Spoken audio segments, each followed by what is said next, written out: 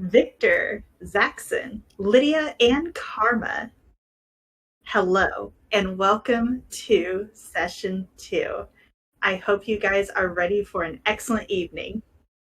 Just your friendly reminder that while we are proud of our product, we must admit none of us are actually in a professional recording studio.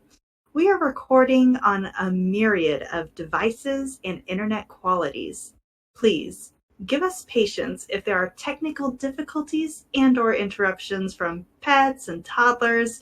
We love all of you and hope you enjoy the show. So, you stand in front of the roaring fireplace in the second story of Whirlgin Hall. As you heeded Victor's announcement for recruiting activities, bone demons attacked the tavern. With the mysterious assailants defeated, you're left alone with Minclaw, Matilda, and a few other shocked patrons. Our story continues after a group of other attendees surround an armored talking dog and head downstairs. So, Victor, Zaxon, Lydia, and Karma, what y'all up to?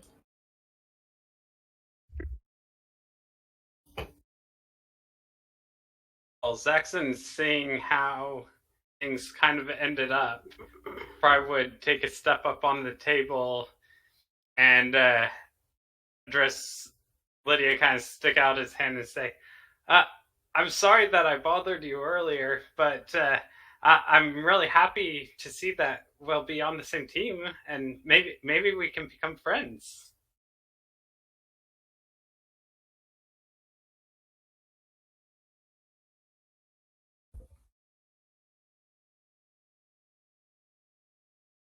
If you're talking, you're on mute.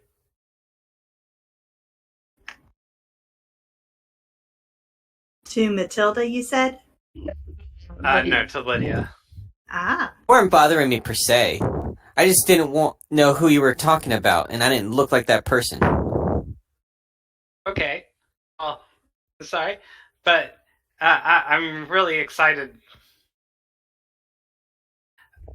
And he kind of turns and looks at Victor and says, well, you're the one who brought all this stuff, as he's carefully stepping back around down the table. It says, did you have any particular ideas on how you wanted to kick this thing off? Yes, got a bit thrown off, but yeah. A few less people than I thought would be here. That's okay. We'll let's see what everyone can do. Let's see if we can be a team. So kind of like, I guess, step back and get into more of a presentery kind of mode to the whole group, and just be like, well, welcome. We are all here to participate in the Eulandian Games, right? And just kind of like look around for nods, engagement. How is everyone like excited? You see Minclaw wave at you. Well, yeah, I mean, I'm here. If Zaxon was wearing chainmail armor, it'd be clean.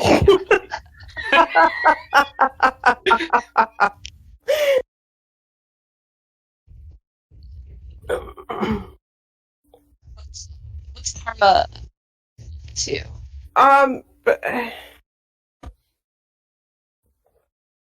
Probably just half interested and cleaning a paw. Are we still stacked up on top of Minclaw? Yeah. I'm hanging around his neck, hon. He's the biggest guy in the room. No, I'm sitting on top of your head then. You are making my head hurt. Can you please get off? Claws in harder. Starts attacking hair. I mean, if we're gonna be here, I can set you guys down. And Minclaw goes ahead and gently sets both of you on the floor.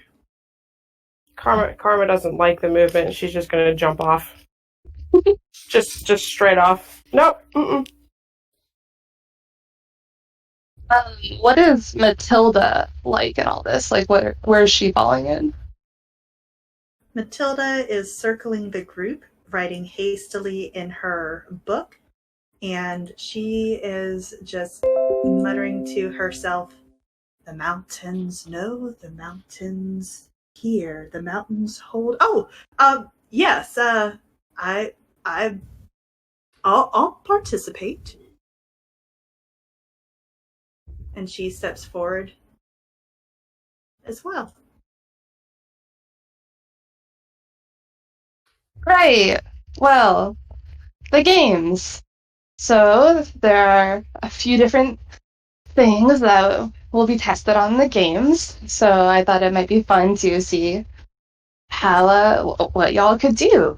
So there's might and speed and focus and wit and coordination. And as Victor's saying this, they're kind of like looking across this, I don't know, a bit of a ragtag team and be like, yep, this is gonna work.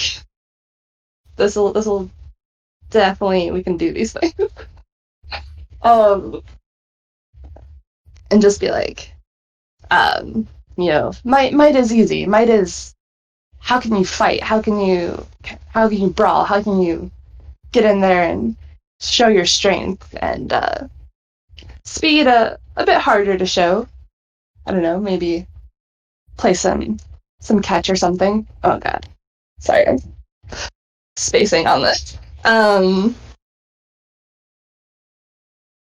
Yeah, sorry. Victor would just be kind of going through just all the different, I don't know, the competitions that the games have been known for, and just all the aspects of athleticism and skill that those have to show off, and be like, so to try to test some of these today, I thought we would start with trial of alcohol, and pull out my growler of brew. In the games, we will have to drink with the gods, and while we may not have their beverages here, I think this might do a trick. This is a special brew from back home in Verder. It's bottled lightning. When you do these, when you drink this, it just, every part of you inside lights up, and takes quite a bit of constitution to hold up to it. So, if you are willing, let's do a shot and see who can hold it down as we test some other parts of our strength. So I will pour it out for everyone and like hand them out to everyone. I don't know how to necessarily approach the cat, though. So yeah, Victor would kind of be like going through all the people and then get to Carmen and just be like, and like, I don't know, put the glass on the ground.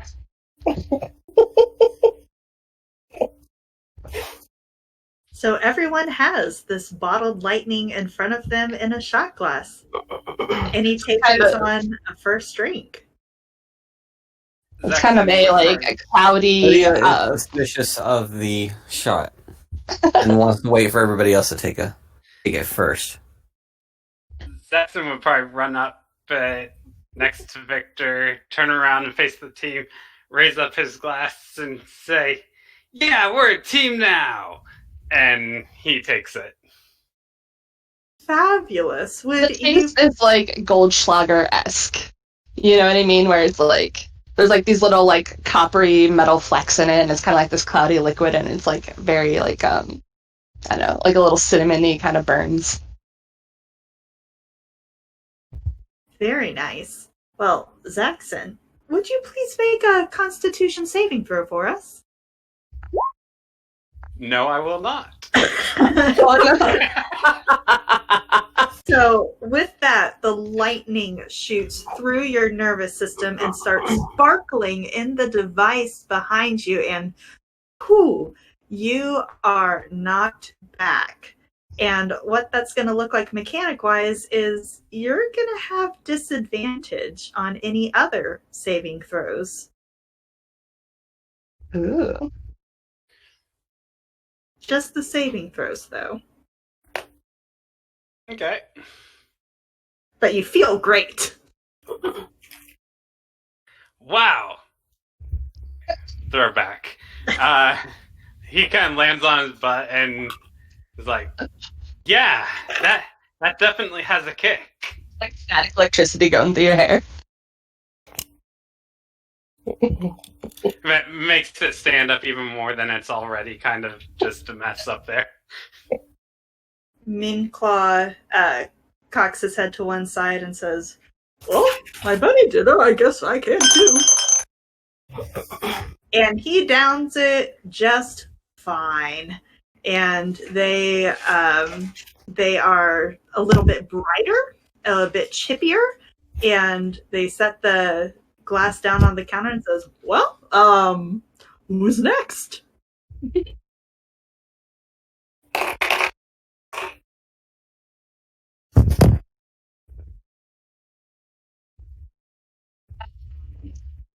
Yeah, feeling impressed by Zaxxon.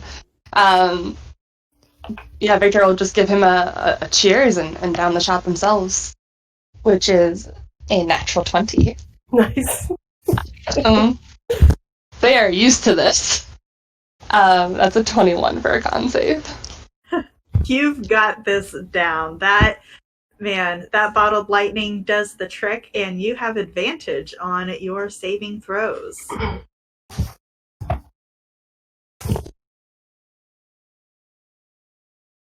Karma's gonna dip a toe in it and then very frustratedly fling her foot around with that liquid grips and walk away from the cup.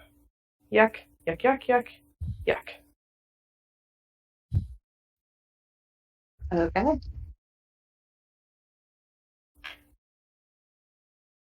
You have neither advantage nor disadvantage. I would have disadvantage. I am quite certain.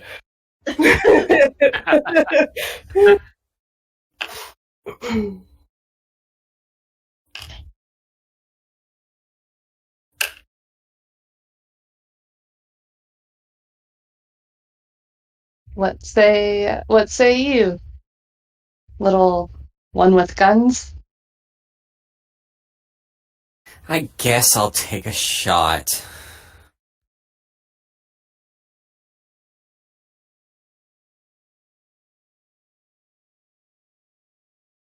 As you gulp down the shot, I will need a Constitution saving throw, please.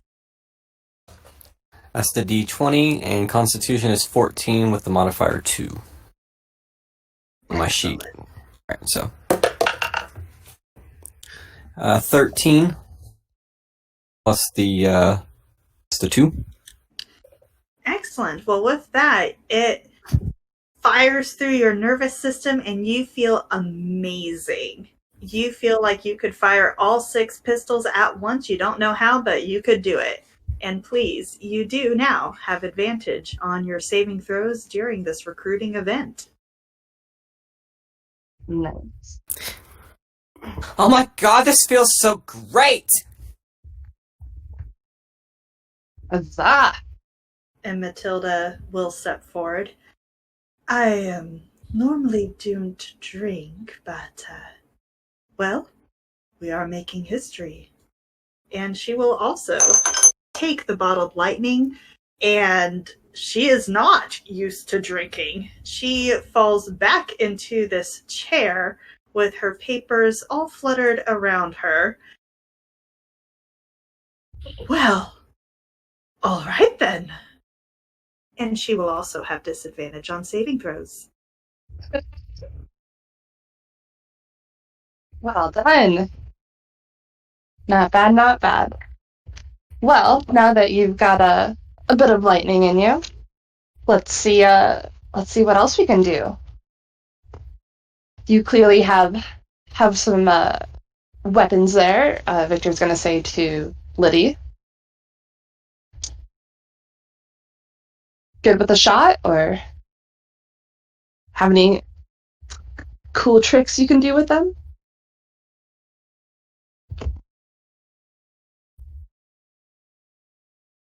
I don't have to demonstrate anything for you.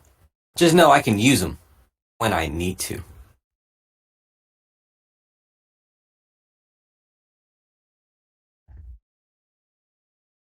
Okay.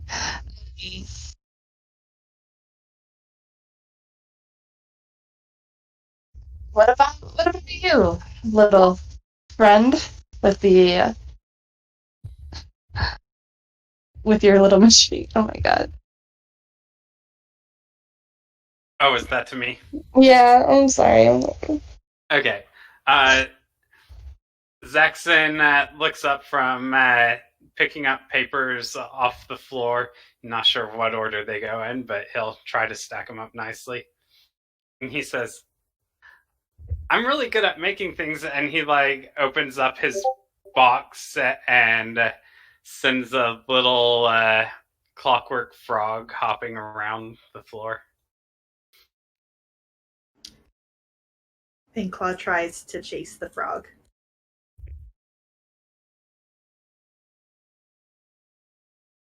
I think you lost this little buddy. Catching it and giving it back to you.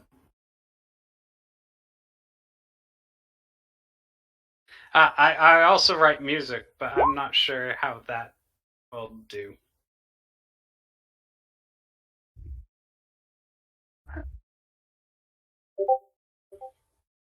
Right, well, Well, maybe what's more important than what you all can do is why you're here. Motivation is as good as skill. What brings you here? Just kind of say in general.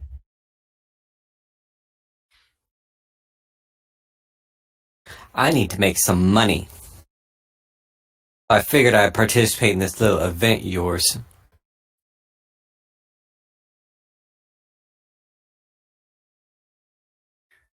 Well, Zaxxon steps up and says, well, I'm looking for an audience with the gods. Like you want to meet them. Yeah. I've never had a chance. I'm a bit stuck on my research, but so I'm looking for their help. They can be quite helpful. Not always willing to reach out to provide that help, though. Could be we'll certainly have to impress them. Matilda perks up a bit. You want to meet the gods and speak to them? Well, specifically Yarvis, but yeah. If any of the others might be able to help me. I need their attention, and so I heard this is a good way to get their attention. This is clearly noteworthy. And she rapidly starts writing things down.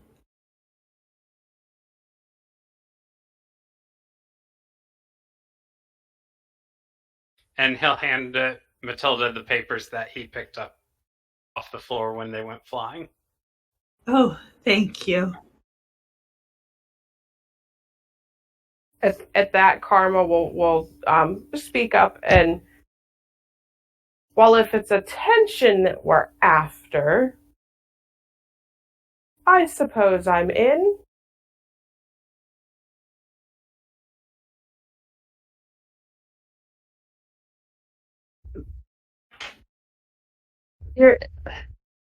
You're in to do what?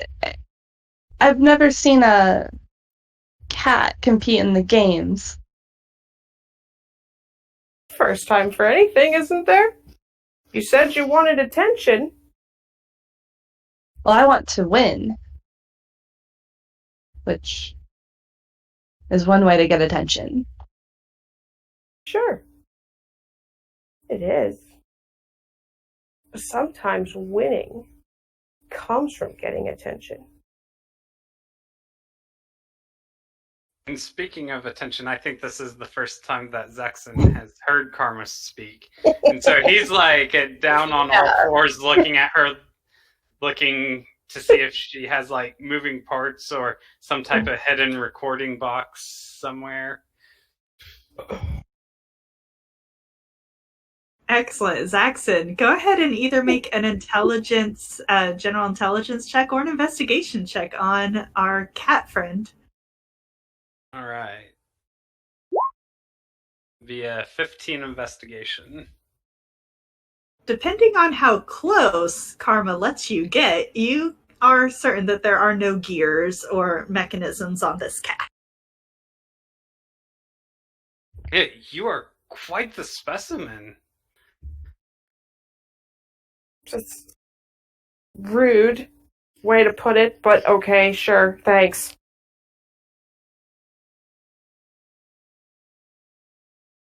Well, what are you? I'm a feline. I'm a cat.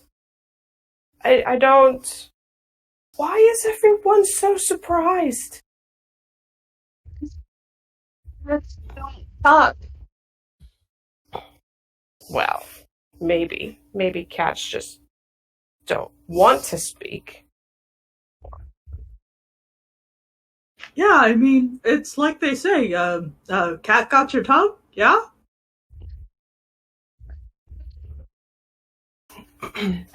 At that, Zaxxon would probably give more of a sympathetic look towards Karma, kind of like a, maybe more of them do speak, but I could see why they don't.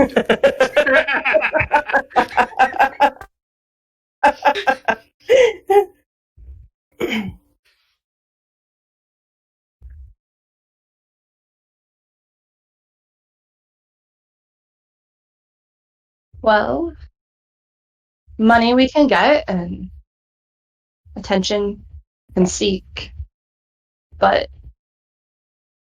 it's not going to be easy. You all don't look like you've quite been training for this. Are you up for training for the games? Going out into the wilds? Solving problems for people in this country? I'm up to make something of myself.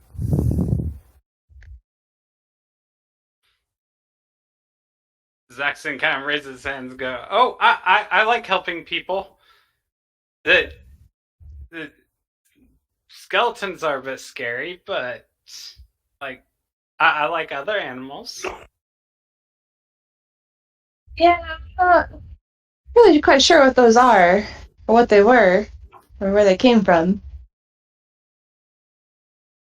But the work I know that we have ahead of us shouldn't involve skeletons. Well, then I'm in.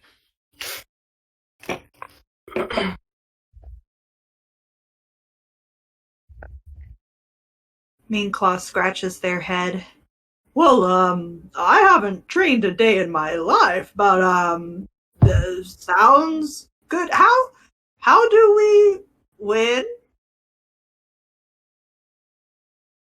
That's a great question. How do we win? May roll a history or intelligence to double check what you've heard on the rules. Otherwise, I can give you what you would generally know about the games. Well, I'm not good at either of those, and I rolled terribly. So that's no. a 2. I was gonna say, could Zaxxon also do a history check on it? Because he would have thoroughly investigated the games before ever traveling outside of his hometown to do anything. Oh, absolutely. And so while Zaxxon is doing that, Victor, you realize that while your passion is there, and you are fully committed to win the games, you realize that Zoravina didn't exactly give you a playbook, and you've never actually participated in the games before. So how does what? Step 1, make team. Step 4, win game. Easy. Exactly. Zaxxon could probably give you who all played in the games for the last 3 games. Absolutely. Zaxxon, you are fully versed in the game rules, and you do know that it's broken down so that individuals compete in these different events that Victor described, and the added points altogether go towards a team and a nation, and the overall points with the most points win. Combination of the individual events and the team events. So it's all about being the best of certain areas and being the best together. Like if gold medals or if medals were points in the Olympics. I do not know what games you speak of, but if gold is good, absolutely. Gold is always good. And Zaxxon would kind of relay his information, just going as in depth as he can, super excited about it. And if he saw that it might possibly be going over Mink's head, he says, "You win points for beating other people, and you win if you have the most points." Yeah, Mean Claw didn't catch half of that. But they smile and do a thumbs up and says, "Well, we get food on the way, right?"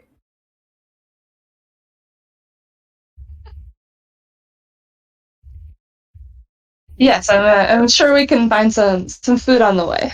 Ah, well, I'll do trading. Yeah, we can do it.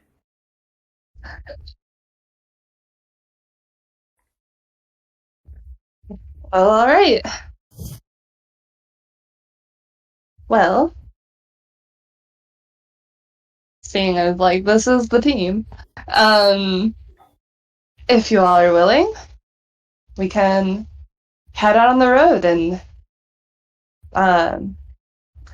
go over to Lepkit and make some money and hopefully learn a thing or two on the way. Tell me, has anyone ever caught a lizard?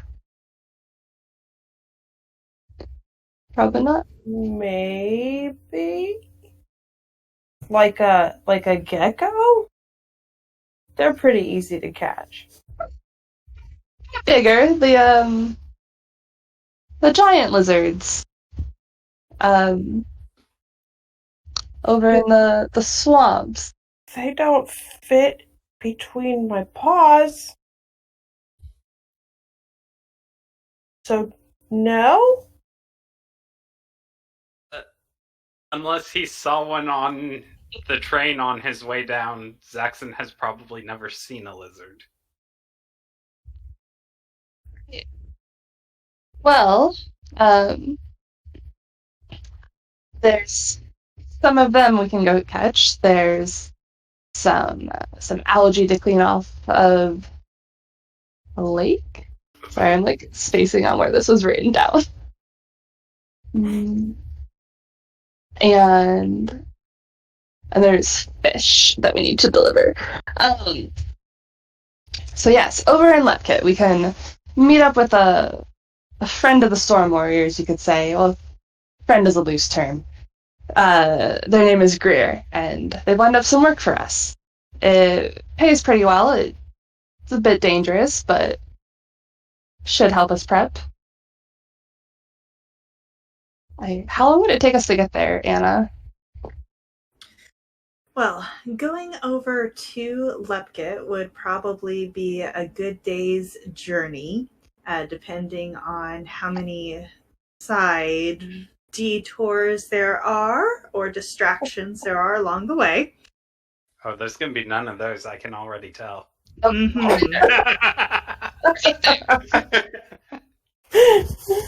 I can tell your focus is sincere. So as you all are kind of finalizing your plans and talking about what could happen next, you do hear someone coming up the stairs.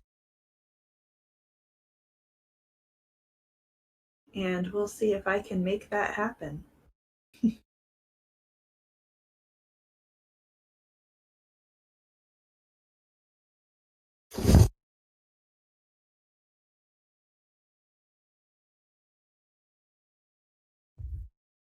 So up the stairs comes one of our good friends, Jared, the bartender that that you had talked about, or that you had met in that bone encounter. And he comes up and starts looking around and identifies what he thinks is the leader in Victor, and says, "Oi, Oh. are you the one who's going to help clean up this mess?" What mess? Just kind of My like gesturing around, like it's probably obviously a mess, but like. my tavern is in complete disarray. There are holes. There are everything is topsy turvy, and I gave you space. I gave you your event, and well, what do you all have to say for yourselves? All we did was move this table. The rest of that was not me. We did not do any of the whole. Yeah, well, you may have saved my life, but someone has to repair my tavern. I hope it'll be you lot. Are you the owner of this establishment? I reckon I am. Well, someone tried to stab me, and all I was trying to do was talk to this pretty little kitty cat, and they tried to stab me. Well, I don't see how that's my problem here. I want restitution. Restitution? What? You need to pay me for my hurt feelings. Are you a part of a larger establishment? Is there someone higher up that I can talk to? Are you asking to talk to the manager?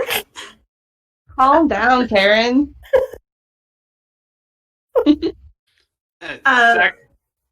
Lydia, please make either an intimidation or persuasion roll.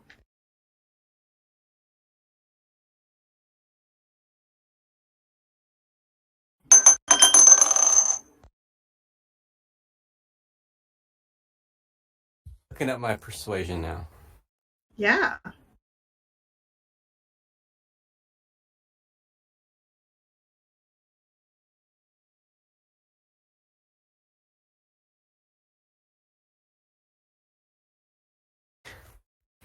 Got a 4. Well, My hair back. I ain't part of any other establishment. This is my place, and I make the rules here. And there isn't any restitution for you. I throw my hair back, and I go, it was still a scary experience for me. I should get something.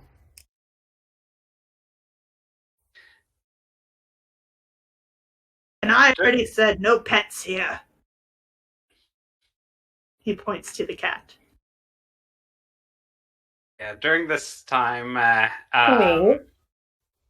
as soon as cleanup was mentioned, Zaxxon probably would have headed over here and like grabbed the edge of the table and tried dragging it back to its original location.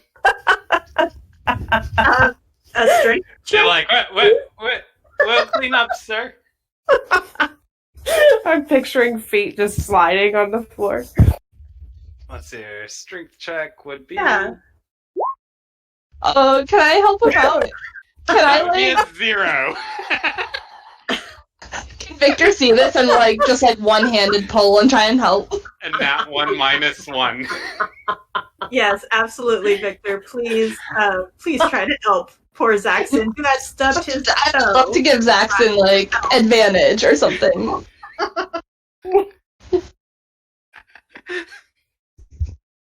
Oh my god, don't help him clean up. You should pay us for killing those things for him. Apparently, Mhm. I should not have wasted my time healing your wounds.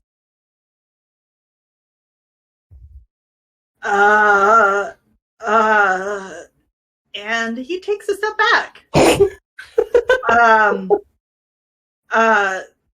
Did that cat just talk? Karma's not going to answer. She's just going to sit there and preen.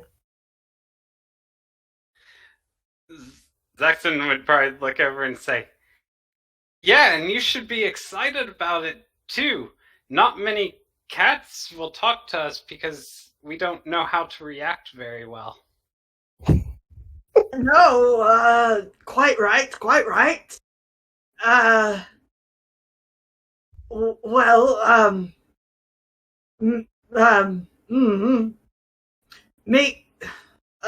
Make sure you move the tables, and I'll forget about the holes.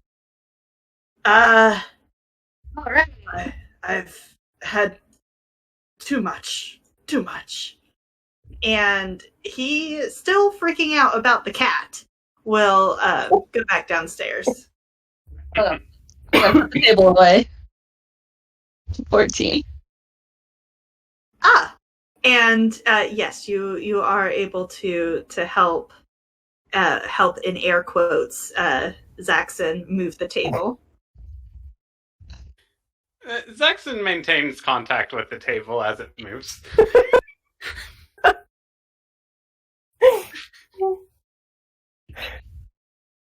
It's back where it began.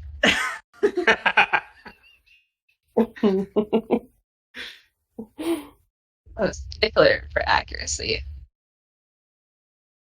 Great job, little buddy. You did it. Claw winks at Victor.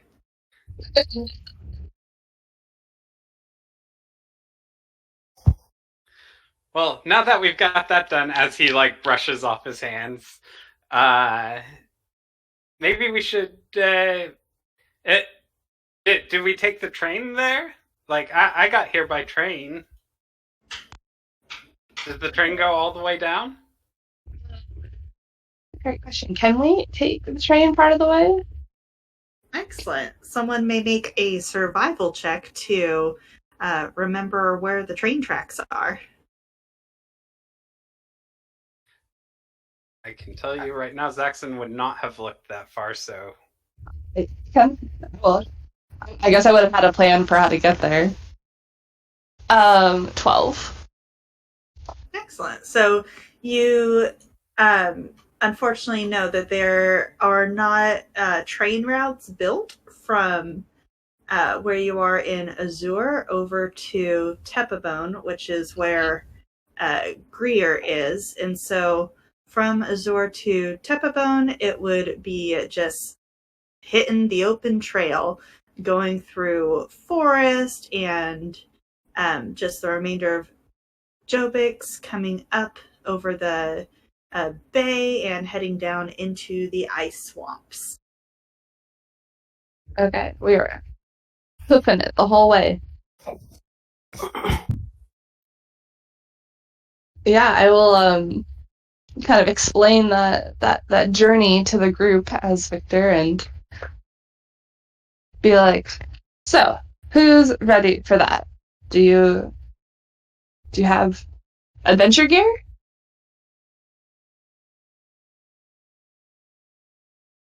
Half defeated. I suppose I'll have to get it out. And she'll disappear downstairs and outside to where she has some of her stuff, or well, all of her stuff, I guess, but anyway, hidden away. She had like a cat backpack. Yeah, more or less, yeah. Excellent. You are able to retrieve all the things that you stored. Wait. Yeah, Victor would start like going through their pack with Saxon and just like showing him all the different things that he might need to do this travel. And we start going through Zaxxon's box, and it's filled with lots of like quills, ink, paper, book. Like, there's some sheets of metal that he has rolled up that he sticks inside. He does have a dagger in there, and he kind of keeps a light crossbow strapped to him. He has a penknife. Oh, That's kind of a thing. so dangerous. That catches Matilda's attention, who is just oohing and awing over the different kinds of pens and papers that you have.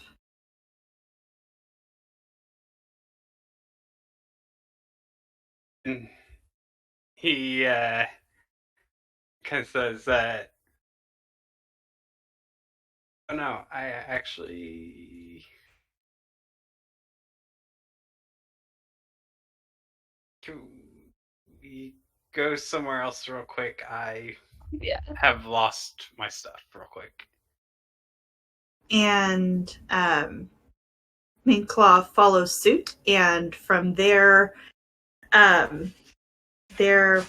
pack, you can see a mug that they carry around. They have their quarterstaff, an axe, a couple of daggers, a lot of rock and sticks, a collection of string and some dried flowers, some seeds, and a wide variety of snacks. And they just kind of lay it out and says, "Oh, are we emptying our pockets? I'm good at that game."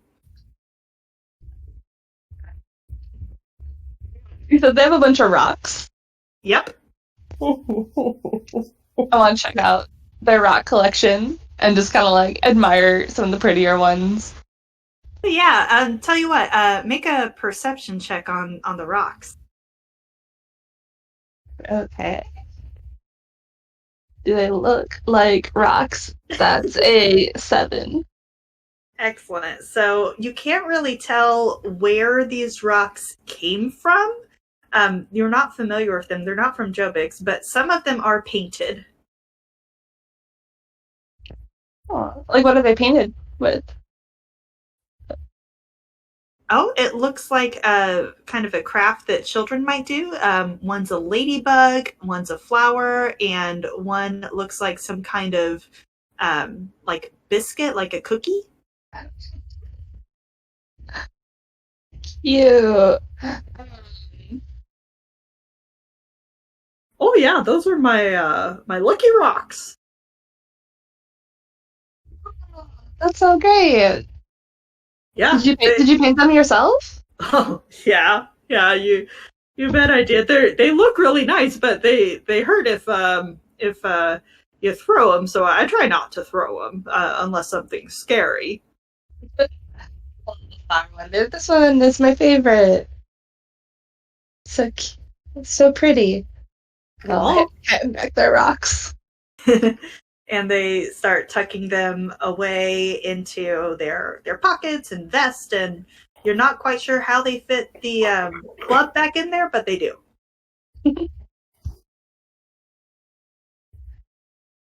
Karma sheepishly reappears at the top of the steps, dragging this bag with her. Still not exactly pleased about the whole thing. And she'll come over to Minklaw and kind of whisper, I don't have thumbs, so I can't tie the vest on. Just maybe not too tight. I don't really like it. Oh, yeah. And he or they very, very delicately do as you ask. It's a little leather, like, armor vest jacket thing that somebody made for the cat at some point in time.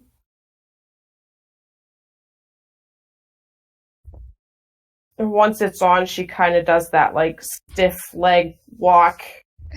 I don't. Why are we wearing this?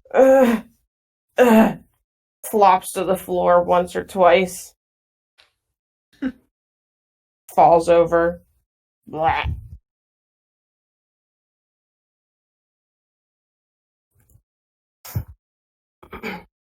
You hear Matilda mutter, "Cat does not balance."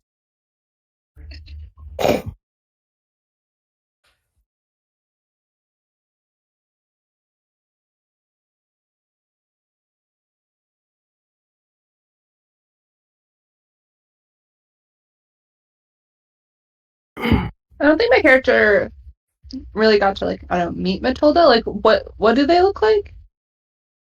Matilda is a shorter dwarvish woman who just has a huge bag of books behind her, and she is constantly scribbling in an open journal.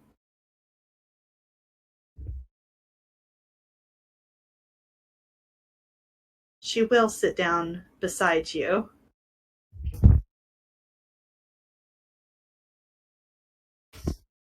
Is that where she whispers or mutters something about cats not balancing, or the cat doesn't? Yes. Karma just gives her a glare. And sits up, perfectly fine. Cat has recovered. And she scribbles more.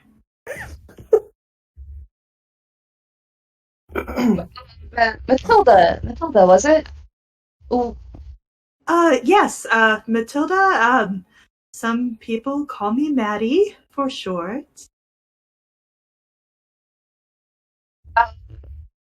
What brings you to this event and to the games? Oh, well, I am recording history, all of history, and something tells me the games this year will be memorable.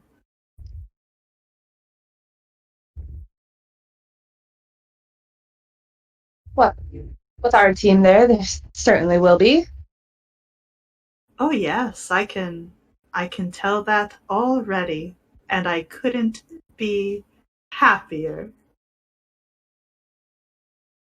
But I of course plan to do my fair share, or try to at least. And she smiles kindly at you.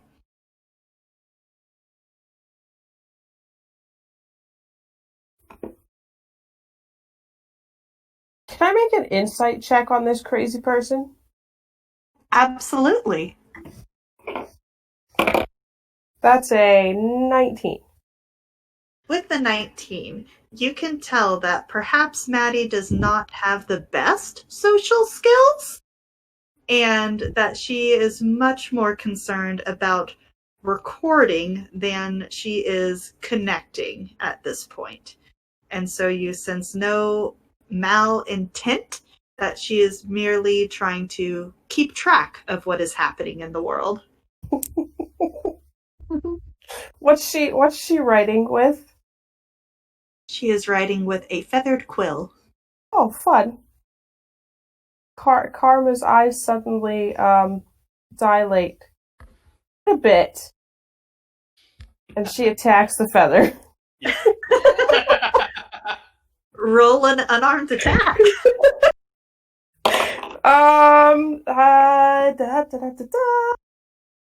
I think that's just a straight attack for me. Mm-hmm. Which was a 4. Well, all you had to do was beat a 2 because Matilda's reflexes are crap. And so you successfully tackle this mighty feather and the book out of Matilda's lap, and you now have the feather in your grasp on the floor. My back. Feather, what do you do? Cat's on the back, on its back, feather in the mouth, between its feet, kicking and biting and whatever. Matilda takes out a smaller journal with another feathered pen and writes, "Cat is entertaining." And she smiles at the cat.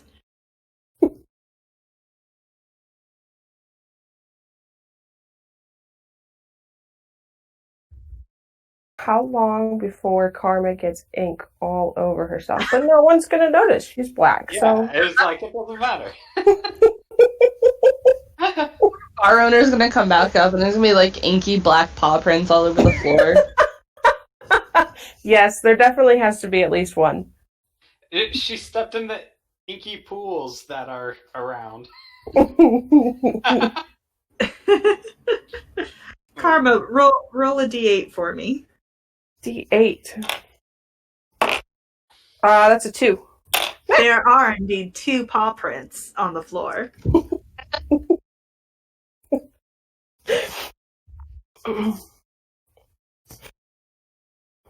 Well, Matilda says, I believe I have enough feathered quills for now, but we may need more along the journey. I can see that. Also, if it's about a day's travel, we probably should be getting going before it's too terribly late. Right, you are.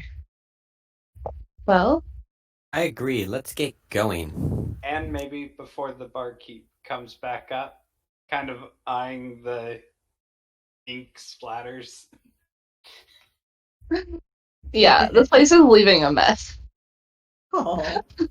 We are not cleaning up the weird demon pools. Nope. After a couple minutes, Karma, the feather's not really moving of its own or someone else's accord anymore, so it's not as interesting. Over No, it. clearly.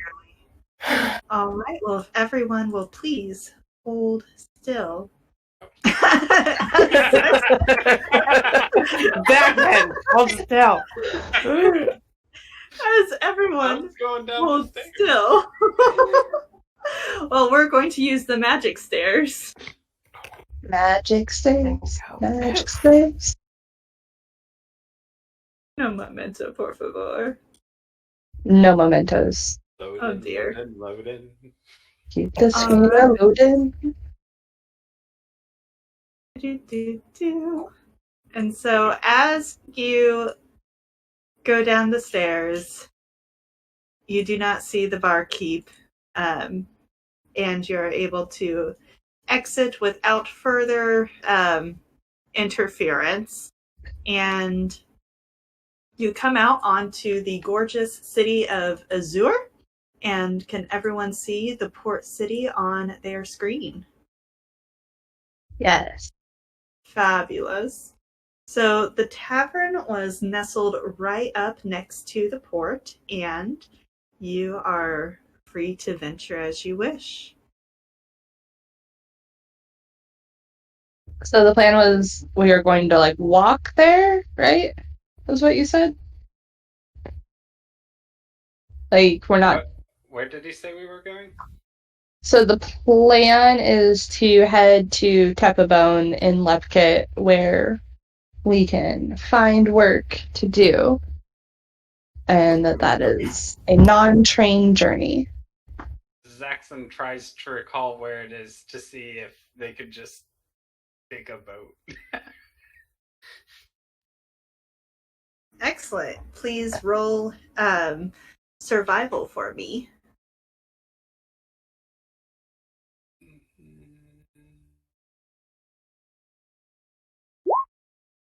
That would be a 7. You were so fixed on getting to Azure and studying around Jobix and Vontaria that Lepkit's just kind of a mystery, and you can't quite recall. But you do know that being in the port city, you would think surely someone around would know the way to Lepkit.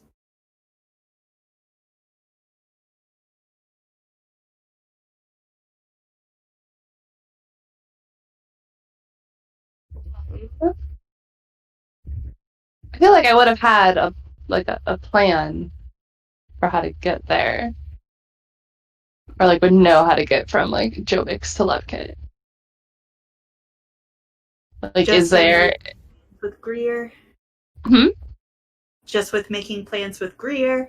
Yeah, and making plans with Greer and having traveled through here before, like is there a major road out of Azor that would head us in that direction? Or is taking a boat the best option? So from traveling from Azure over to Tepabone, you do know of at least a few options that you've used with your mentor before. You can absolutely take the roads either by walking or by chartering a cart to transport the people. You can also go by boat. That is mainly just crossing the main port bay from Azor over to Tepabone, and then the journey would basically be cut in half.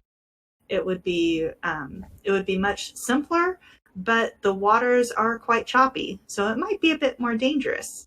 But those are your options that you've planned out. You can go by foot, by cart, or by boat. And then is there like time or money costs associated with those, or is it all just like risk level? Or There would be a cost associated with hiring a cart or hiring passage on a boat. Walking, of course, would be free. yeah, but like how long would it take to walk? Walking would take about a day, Okay. depending on distractions. The ride over a horse or oxen cart, that would be like 3/4 of a day, so just shaving a bit off. But a boat would be half a day to get to the other side, and then it'd be a bit more to cross inland to Tepabone. Yeah. Um,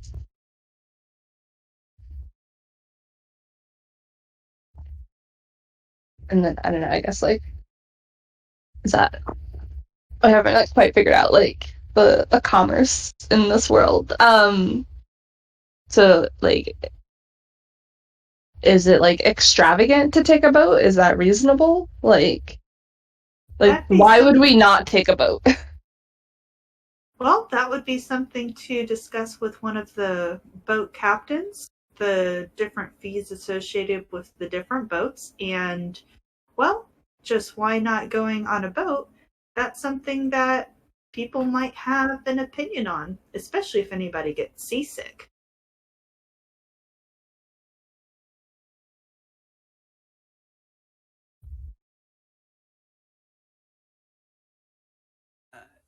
If you mention anything about what ways to travel, Zaxxon quickly puts his hands in his pockets and turns everything inside out, and you can see that he's holding a little clockwork frog in one hand, and there's nothing else. He's like, Well, my pocketbook kind of says to walk. Let's just walk it. It'll just be a day. Yeah, that's a fair point. We have plenty of protection with us. Who's gonna mess with that big lug? Yeah, that cat's pretty intimidating.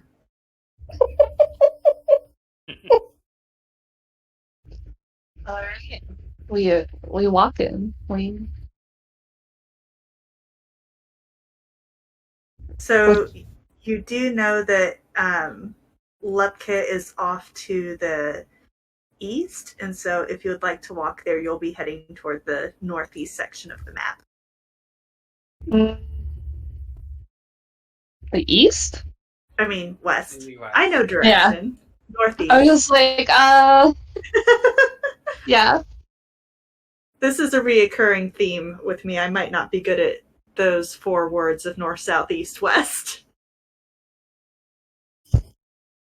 Yeah, we're just gonna start heading out of town, walk our way there, be trying to like hang out and small talk because it's quite a little walk.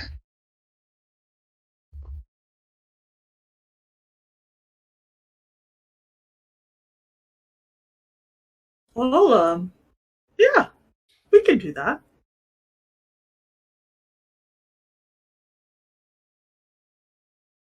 History can be made on the roads. Mainclaw and Maddie follow the exuberant Zaxxon.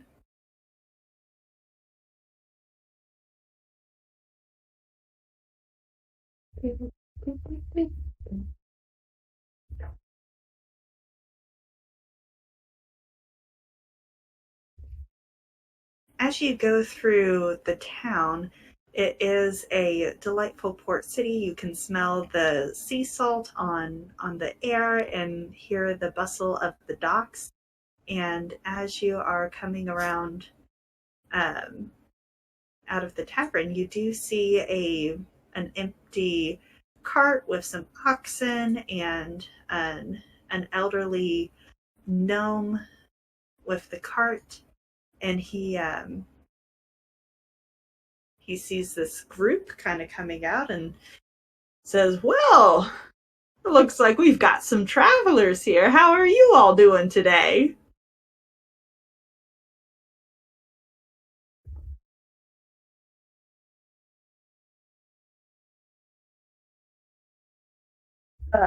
Victor will just kind of walk up and be like, "Hello, my friend. We are doing great. How are you today?" "Oh, doing well, doing well. Just taking in my oxen from a day's work. Where are y'all off to?" "Oh, we're traveling over to the Pepperbone over in Lepkit." Oh, well, did you have a good time over in Worldgen Hall? Was that good? It was okay. Short-lived. Good. Well, my cousin runs that, and so I like to keep track of how he's treating our tourist gang. The way we depend on y'all. Oh my god, you're his cousin? Do you own that thing? Because we were attacked, and it was terrible. We're attacked? What? Tell me what's going on there with that attack. I don't know, these monsters tried to stab me, and all I was trying to do was just play with this little kitty cat. And of course, they didn't want to play with me, and didn't want to let me ride it, but I really, really wanted to ride it. But instead, when I turned around, I got stabbed. It tried to stab me, and I had to shoot it with my pistols.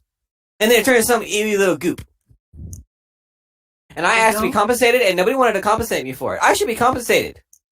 You don't say. Well, now, doesn't sound like my cousin's been treating y'all quite fairly now, has he? No, he has not. Lydia, and he tried to charge us to clean up the place afterwards, and we saved him. Well, that's quite fair. I mean, I did jump on a table and move a few others around, and there are some holes in the wall. Maybe it weren't from us, but he's had a rough day. Lydia, would you mind giving me a persuasion or intimidation check? I'd be happy to.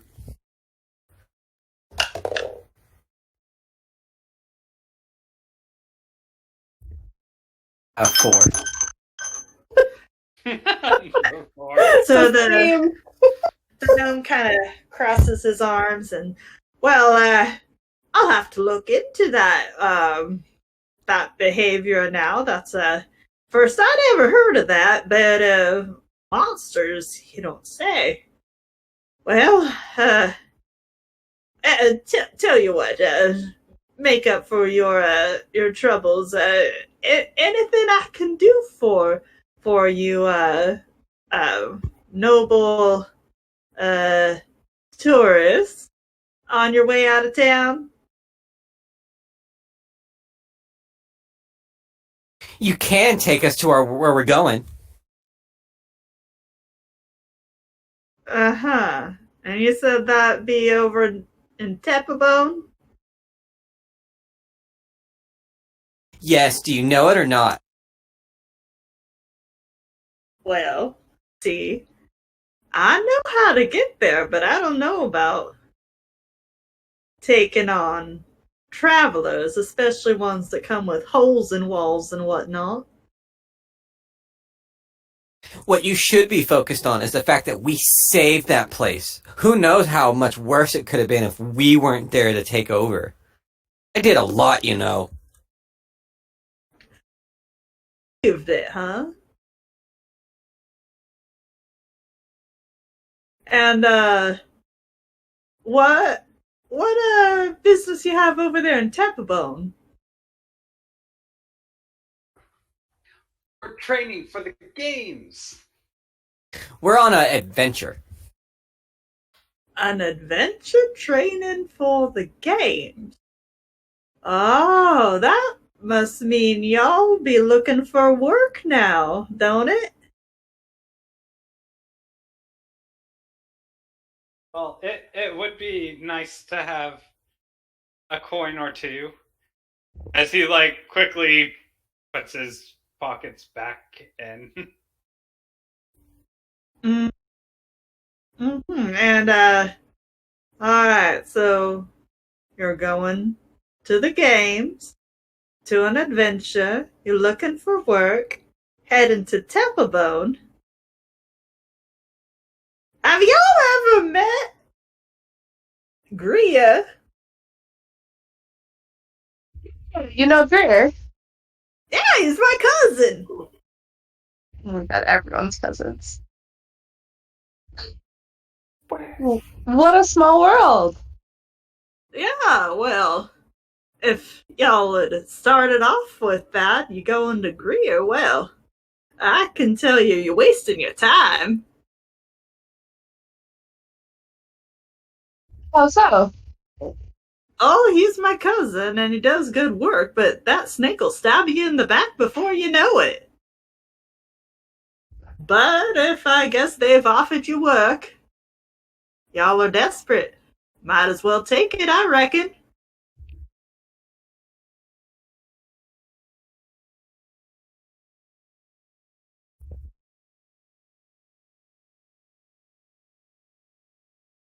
Now, is it true y'all need help getting over to Tepabone?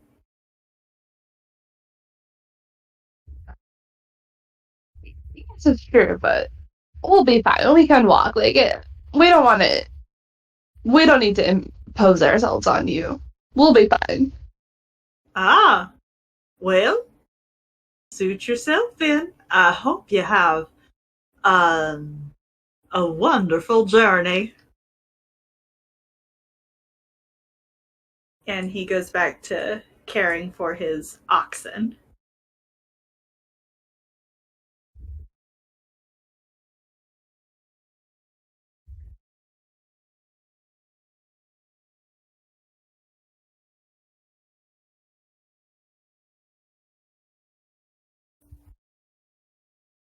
All right.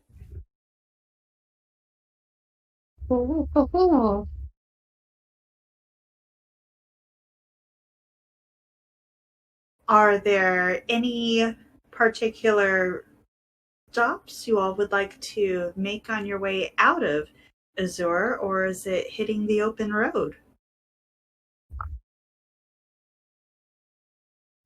I think it's just hitting the open road, unless anyone had anything they needed to do before leaving town. But Victor is always ready to hit the road. Zaxxon is super stoked to start his training, so he wants to get there as fast as he can. Lydia's getting impatient. She just wants to go already. Can't get a ride anywhere.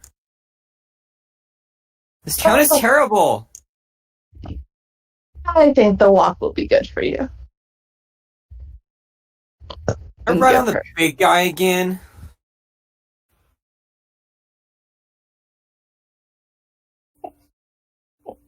Meanclaw goes over. You need a ride?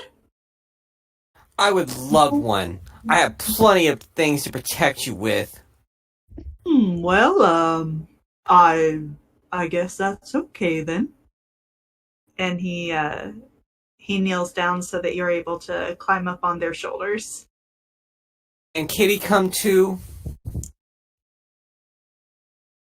That's up to the kitty cat. Kitty, do you want to come with us? Just don't sit on my head, okay? Are you gonna keep your hands to yourself? I guess. I pet you every now and then. Ears, not the belly. Yay. All right, well, if everyone will hold still, please. Yeah. It's like Zaxxon would really like a ride, but also he's like really just wanting to prove himself as Aww. that warrior. Aww. Yeah, buddy. Totally a warrior.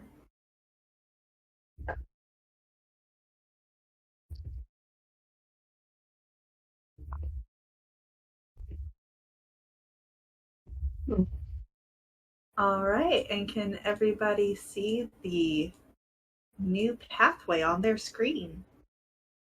Yes.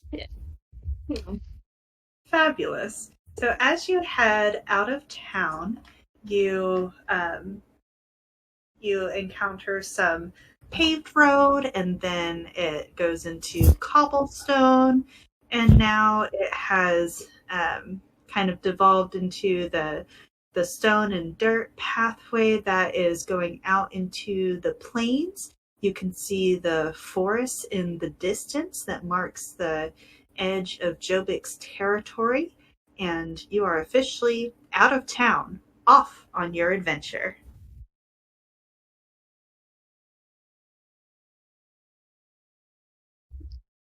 You said it's like plains and forests over in this part of the country. Yes. While there are trees spotted around, they are not thick underbrush. So pretty. What time of year is it? It would be spring. Okay. So hopefully you don't have allergies. Just the cats. Uh-oh.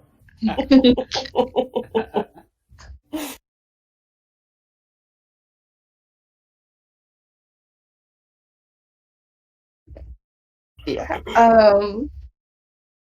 Yeah, Victor would just be walking along excitedly, telling stories to Zaxxon about different like storm warrior stories that they grew up hearing, and I don't know, just telling tales that I think he would want to hear. And he would be very excited, kind of like doing that skip walk backwards, just looking in awe, listening to everything. Zaxxon's on an adventure. And he's just going to hope that he doesn't trip over anything.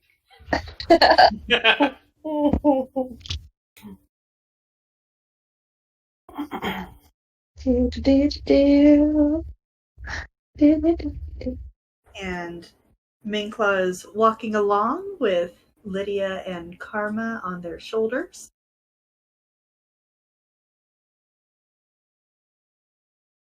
So, Claw, you said you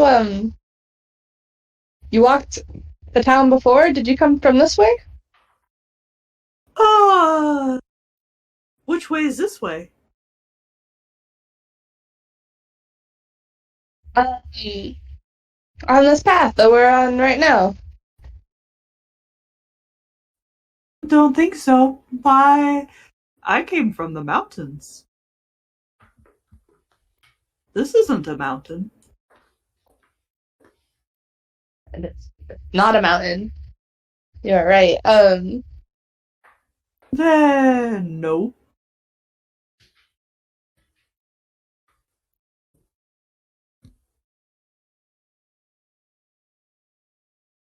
But I like it out here.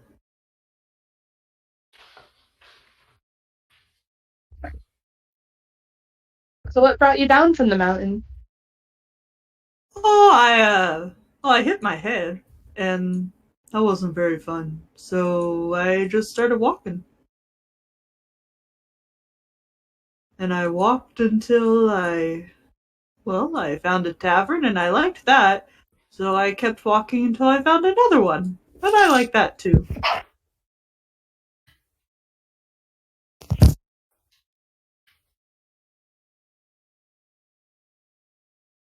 What about you? Have you been here before?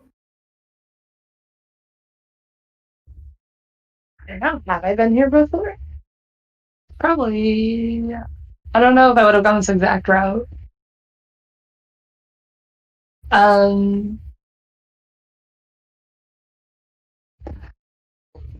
This place in particular, but I've traveled around here. I grew up at the other end of Jobix, and we'd go over to Lepkit a fair bit.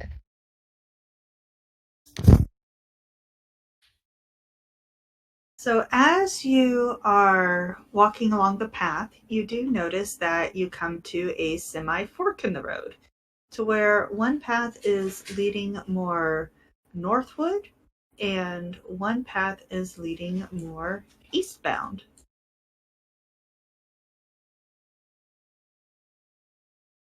Okay. And Matilda is trotting up with the group, but is a bit slower as she is continuously writing everything down.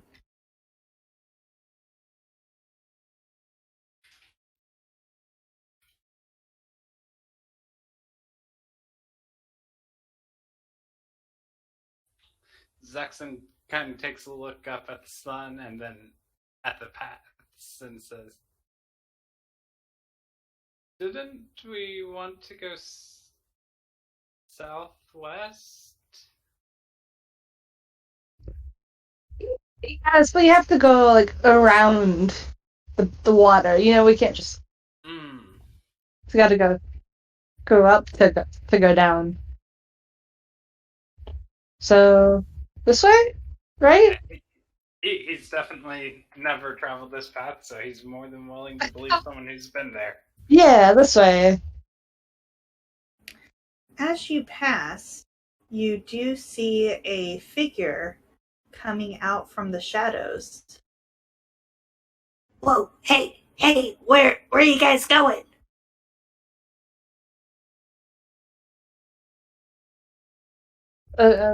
What do we see? You see a creature in a fedora with a trench coat that looks like they have some kind of beak and feathers, but their face is partially obscured. Danger. Oh, hello. We're going to Tepabone. Tepabone? Oh, you don't want to be going that way. The road's out. Well, yeah, better turn back. Road's out. Don't want to go that way. We're going to train. We're going to be strong enough. But This is just a small obstacle. We can cross the closed road. And he kind of looks for confirmation from his party. Yeah. Sure, it'll be An fine. investigation to see if he's lying or not. That would be an insight check. Insight, thank you. I'd like to try to roll for insight. Absolutely, go for it. 14. Excellent. With that, you can tell that this is a shady character. You don't know if he is exactly lying about the road being out, but he is not a friendly character. Do you see this guy that I am riding on? With one word, I can have him crush you. So you better tell us the truth, or else. Please roll an intimidation check. Nah.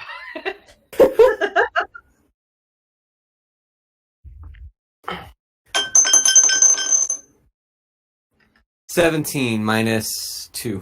15. The little figure starts cowering before you. Oh, please, I'm just doing what I'm told. Please, don't hurt me.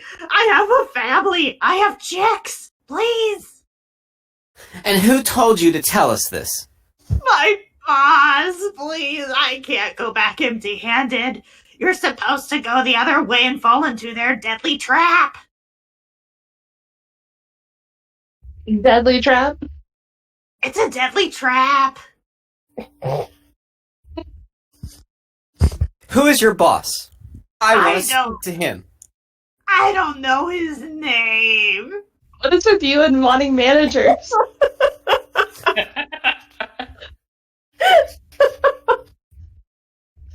Just doing what comes natural to the Valley Girls, okay?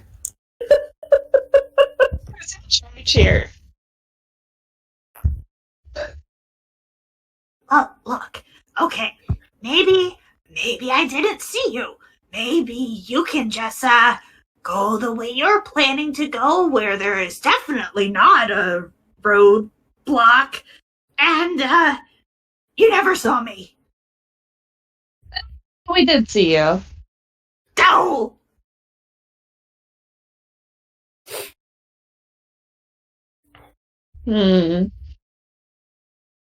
What should we do?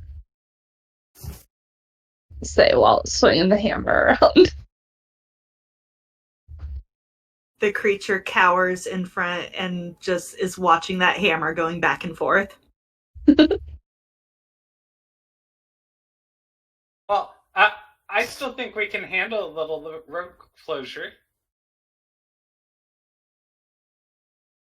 Don't you see? There's not a road closure. That was just a ruse to get you to go the other way. Ruse, you fool. I mean, there might be a roadblock. I've never been down that way, but that's just what they told me to say. Who told you? My boss. But who are they? I don't know. They keep up a cloak. I mean, like, a cloak's not much of a disguise. It is if you're tiny.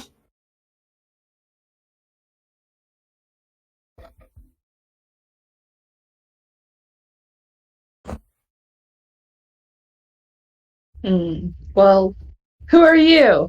I'll point the hammer at them. Ah! My name's Cluck.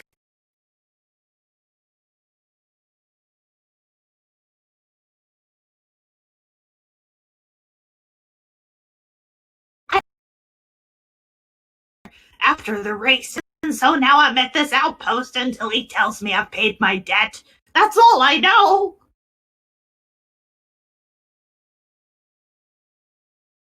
Well, kind of swing the hammer back on the shoulder. All right, we're gonna keep going. We never saw you. Really? Well, I mean, not gonna Not gonna smush you. That doesn't seem fair.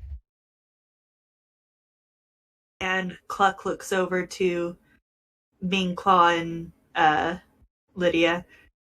You're not gonna smush me either?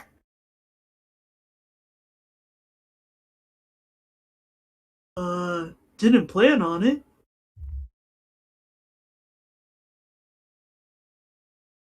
What a relief!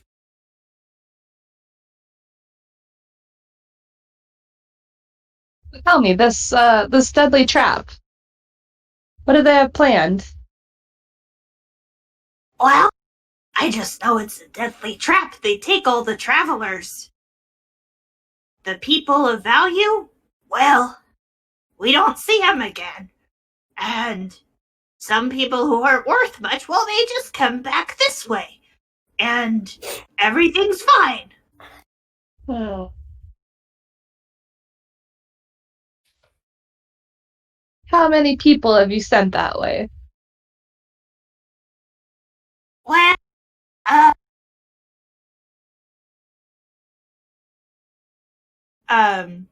please roll an intimidation check or persuasion, whichever you would prefer, as you are pressing for some very sensitive information. It's a 14 for intimidation, although it's the same either way. Tell me how you intimidate this little Cluck.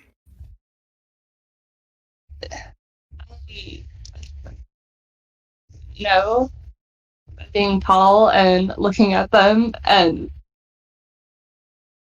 just kind of like stepping forward to kind of tower over them a bit more. They back up, but trip over themselves and fall just flat on their bum and look up to you and said, okay. I've led about 24 people over the wrong path, and only about 5 of them have returned.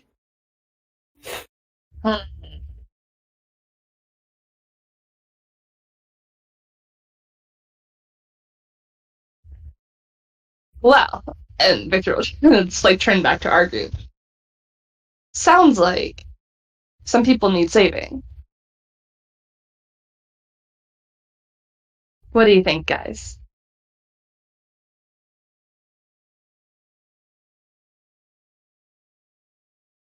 Is there any reward in it? The lives we save. Will it go towards our conquest? It will certainly probably make you stronger. I guess I can go and help somebody. Well, I don't usually do fighting things, but for first one, it might be nice to know that they're coming, or that we could like prepare beforehand.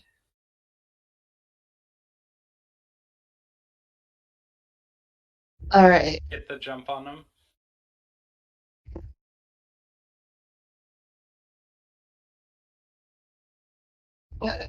Back to Pluck and be like, all right, how far down the road are they? Tell me what you know. You mean you're gonna take on the boss? Well, Maybe. yeah, I said I wanted to speak to your manager. You guys must be brave. Well, you just go down the path about a couple of miles, and you'll see the big boss house. You can't miss it. It's the only house in the wilderness.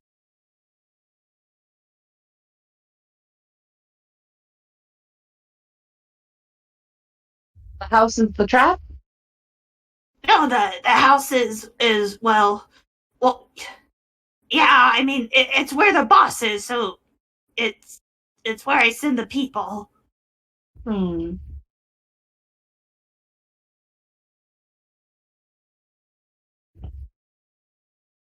Okay. We're just gonna turn back to the group and start making a plan about how we're gonna go down this path and be super sneaky and fight some bad guys, because that's what brave adventuring warriors do. And while they make that plan, we are coming up on our halftime. So, Okay, everyone. Any questions, thoughts, concerns? Are you ready to do this? I didn't unmute my other mic. 1 second. We're on our halftime. So before you make any of those wonderful plans, we are going to take a 10-minute break. We will come back to the stream at 8:40 p.m. But real quick first, I'd like to thank some of our amazing crew. Everyone loves our cast, but we can't forget about the other people who make all of this possible. I want to thank Props for our battle maps and some of our tokens. The artwork of Danielle Skaggs, aka Seetsy, on DeviantArt for bringing a host of characters to life. And Pokey Pony on Fiverr for creating the beloved character art of our Zaxxon. We will get right back to the adventure in just a few minutes at 8:40 p.m. Central Time. See you then.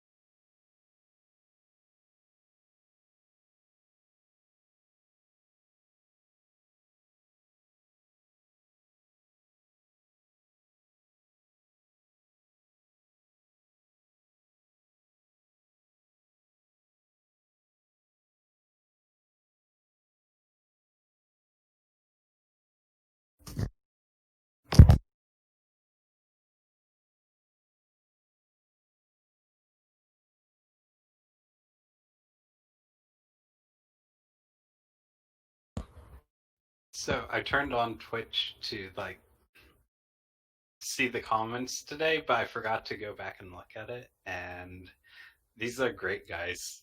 It's Yeah. fantastic. I love it. Wait, what? What's the feedback? The conversation on Twitch has just been amazing. We've been having a great time. Oh, good. About pocket dimensions and android/cyborg cats. Cyborg cat. Mostly been Wonderful. talking about cats. Like, not gonna lie, it's mostly been talking about cats. And Karen. And Karen's. Karen has made an appearance multiple times. The piece of feedback that we did get is a request that we actually pop through our cast every episode. So if y'all are up for it, we might do a quick just run down the voice chat, remind everyone which voice belongs to which character. It's a good idea. Sounds good to me.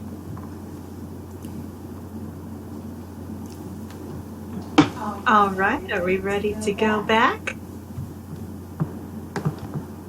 Sure. Fabulous. So before we continue our adventure, let's just do a reminder rundown of who's what going down our stream. Hi, this is the voice you keep hearing in your head. This is Anna, the co-DM. I'm Dallas. I'm also a co-DM. I'm running tech tonight and also running the chat. So if you've been in the chat, you've been talking to me. I'm Casey. I play Zaxxon. He's your little tinker gnome. I'm Lydia, and I am playing Karma. My name is Brandon. I am playing the halfling tiefling, also named Lydia, as the character. I'm Lene, and I'm playing Victor, our very large Warhammer wielding cleric. Wonderful.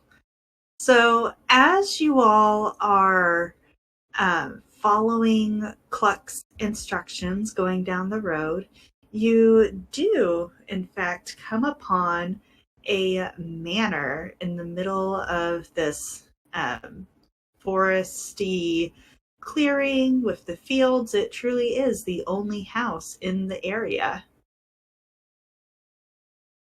Coming upon it, you can tell that it has been kept in good repair. It looks nice. It has rock along the sides. It is 2 stories.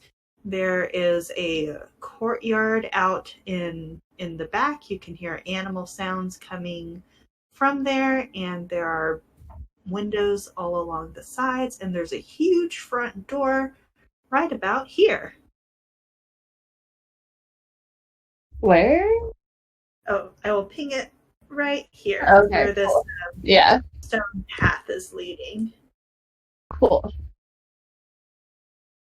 Karma remarks on the way there. I don't feel like there are 19 very important people in town. How did they get... What's his definition of important?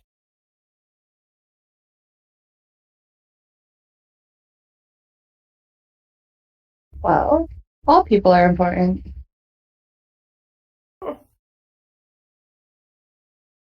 Everyone's important in some way or another. Probably why the town has gone to such crap lately. Did they kidnap all the managers?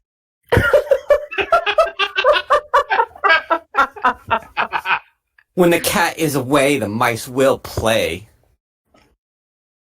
Excuse me? Sorry, Kitty, wasn't talking to you. Like to joke about situations like this. Are you in situations like this often?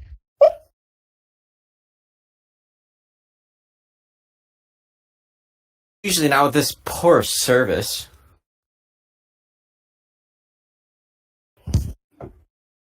Oh, really? You don't get around very much, do you? I see enough when I need to. Well, either way, we're here to hopefully save some people, whether they've been purposefully taken like this or not. We should see if we can help. And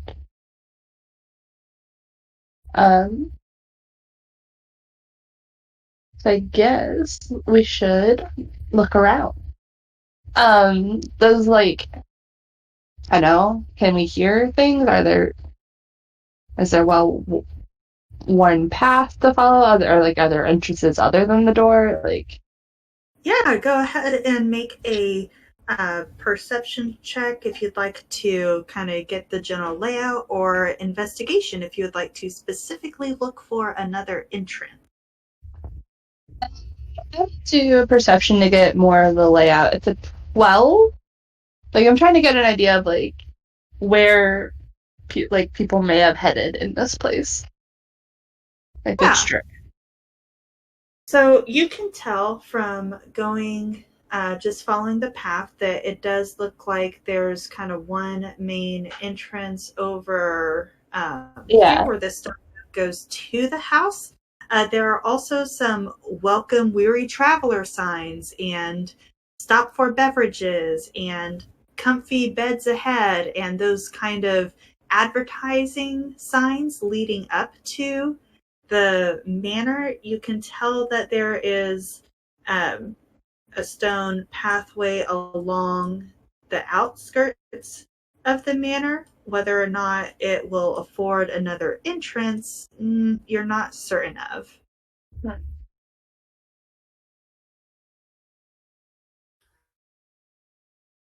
if we know that this is a trap for being jumped, maybe we could lure out the people doing the jumping by disturbing the animals.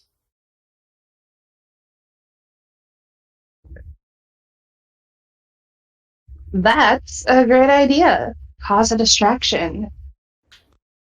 Because you did say that we could hear animals, and I assume that they're like farm animals, not just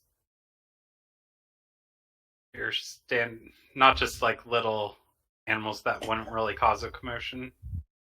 Yeah, you can hear the braying of donkeys, the lowing of oxen, and the neighing of horses.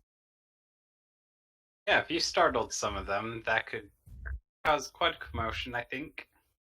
Oh, can I ride one of the donkeys? That'll make a good startle.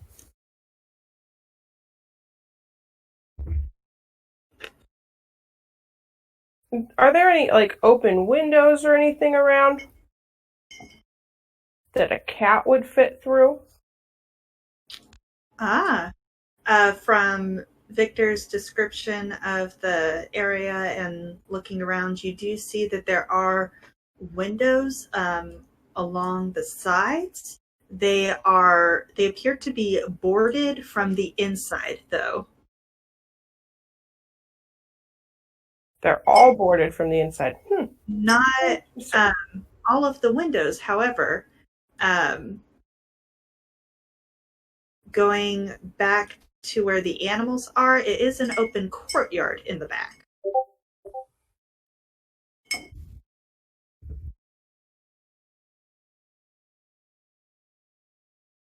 There's no kitty cat door in the front door, is there? There is not in the front door. Oh man.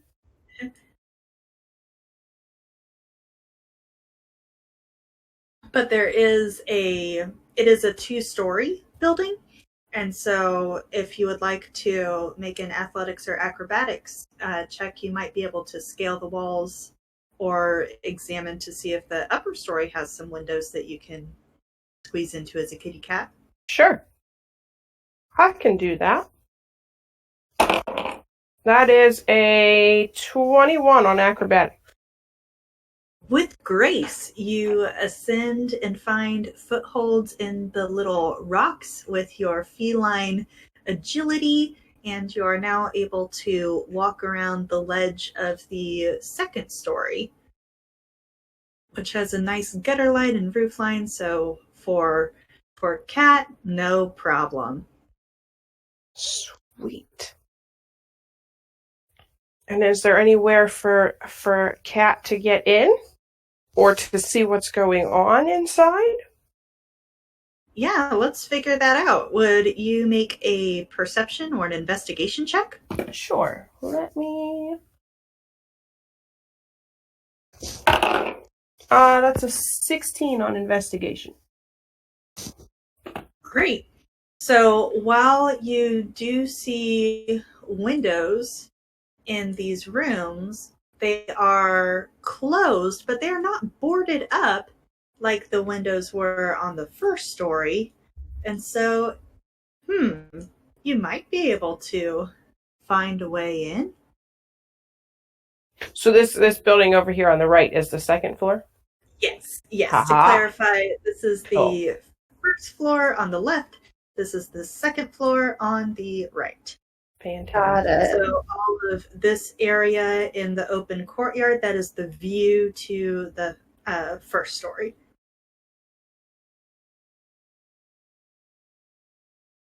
That makes more sense. I am going to I'll have Karma will mind meld instead of speaking out loud with Victor and pass on the information. There are windows up here that aren't boarded up. Should I go inside? Can I respond via mind meld? I'm not familiar You can, with that.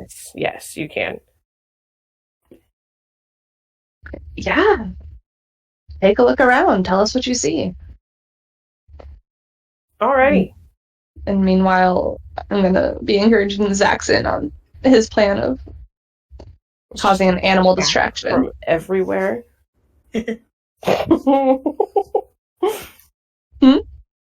I said, let's just attack from everywhere.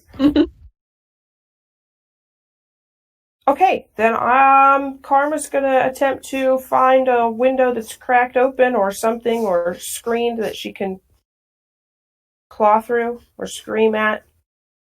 Yeah, as you start to poke your head around the window in this first room up here, you discover that it is just veiled by a curtain. There's no obstruction to you getting into the room. Okie dokie. Then in she goes. When you enter the room, it is a small bedroom with what looks like a child in it, a human girl, and they are just sitting alone on the floor, looking quite sad. And she goes, "Oh, a kitty cat. Hi." Karma will be, the sort of skeptical but friendly. She'll walk over, but be ready to run if this crazy child makes any fast moves. "Oh, sweet kitty cat." And she puts her hand out for pets. She can scratch an ear or two. She does so, and they are good scratches. Whatever. Karma will purr. So while you are purring with this child, let's go see what Zaxxon has in store. Okay, so this kind of looks like a wall. Can you see the animals, or is there an opening, or what's going on over on this side? Make an investigation check, please.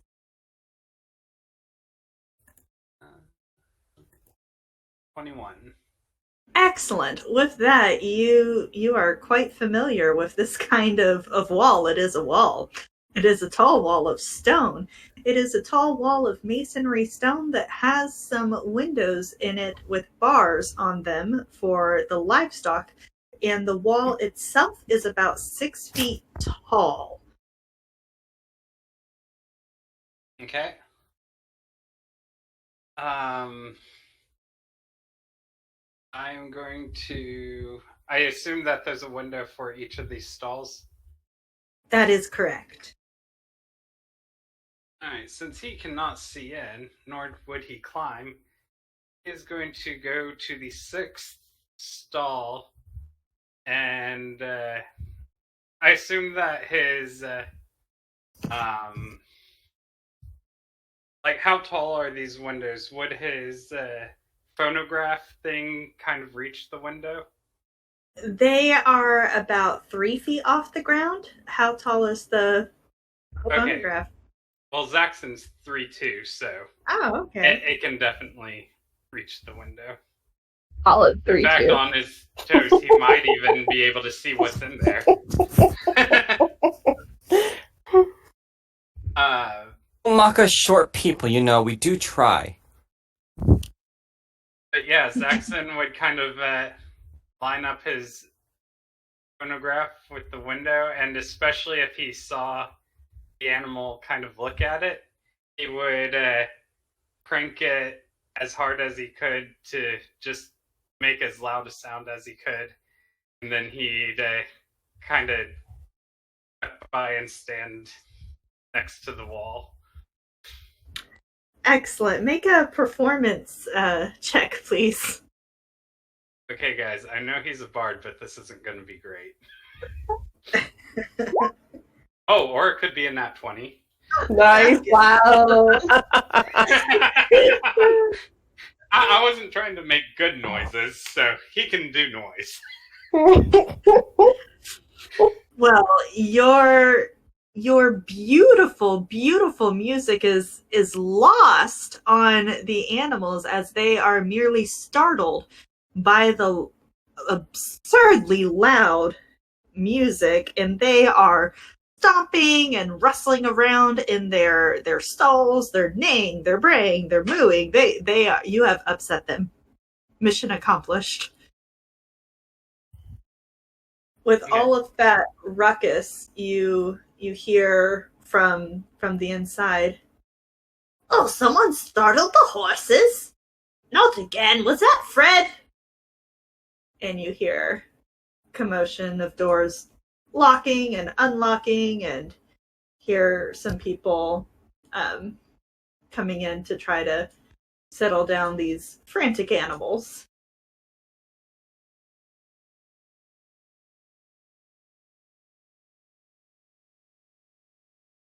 Back to the purring kitty cat.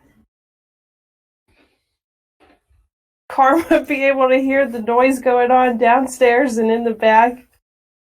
Oh, that noise was loud. You heard it. All right. So what's going on with these? What's going on with these rooms up here? Like, is the door open? Is it? The door that you can see is closed. Go paw at the door. Just scream at the door like cats do. It's closed. The little girl is kind of sad that you went to the door and says, "I'm sorry, kitty cat, the doors are locked. I can't let you out, but I can scratch you." So she'll rub up against this kid and hop back up to the window. Who can I see? she can't see Victor, so she can't mind meld. She'll mind meld with Minklaw then. and communicate. There's a kid up here and the door's locked. So I think I found the prisoners. I'm gonna scream at the door.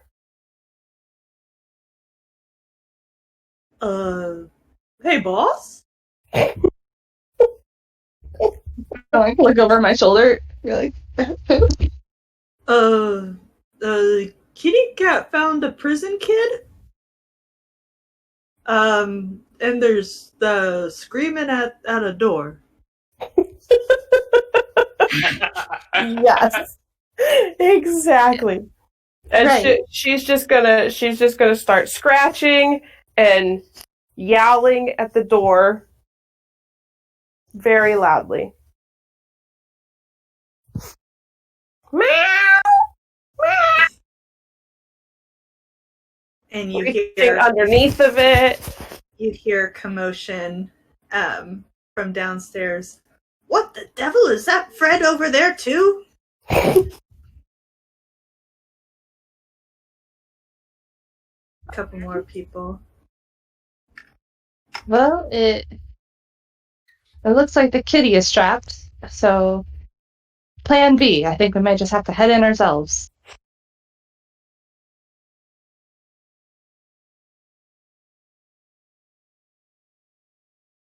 All right, and back over. Zaxxon, you doing anything else down there?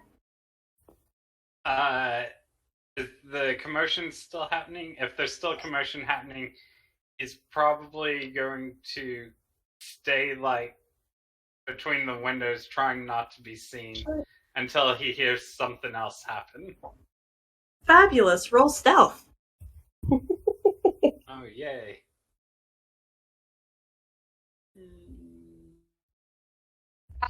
Question.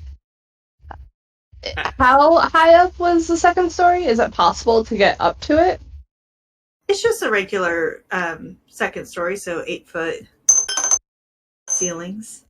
Zaxxon, you have been spotted. Oh no. Yay! What is that? There's some shell over here. Yay for having big instrument. And so you now have the attention of these people who are going to run out. I just yell as loud as I can. Go, guys, go! Boss, someone's messing with the horses, and it ain't Fred. Okay. I assume that I can move at least as much as they're moving. Yeah. Okay. Yeah, I'm just gonna good. Just run to the front door and can I like thaumaturgy it open and just bust in? Cause a ruckus over on this side. I'm gonna ready both my pistols and run toward the door. Ready both pistols, excellent. So tell me how you bust down this door. Well, if it's unlocked, I can use thaumaturgy to just kind of like fly it open ahead of us as we run in with just like a loud like banging of the doors against the wall. It is, in fact, unlocked. You do so. Cool. Yeah, I guess for flavor, Victor would just kind of like wind up their hammer a bit and just like, I don't know, do like a force blast of air to like throw this door open and just charge on in and just be like, so I hear this is a deadly trap. You see four people turn just petrified at you, and one person standing on a stump look over and say, "It's only deadly if you enter. What business do you have, friend?" And that's this guy talking. What is that? Oh, person? it'll be deadly, all right, because we entered, and I want to see your manager. Well, this guy is going to take that as a threat. Please roll initiative. What is that person like? What are they? Or Hmm? like, what is that person? Like a description of them? They are just a tiny little, it looks like they're a human, but they are really, really, really, really tiny. And they are covered in a cloak. A human with cloak. Human with cloak. That's the boss.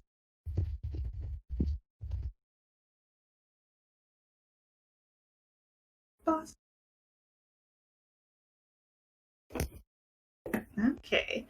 One moment while I update this turn order.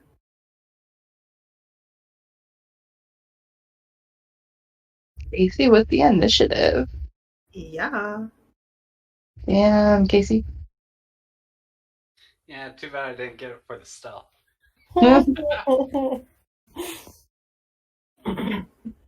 Yeah, You're literally sorry like about walking that. around with a boombox. Only so stealthy. Yeah, I meant to play it just loud enough to startle the animals, but played it loud enough that everyone kind of knew it wasn't just animals. It wasn't. But it was very It was a love ballad.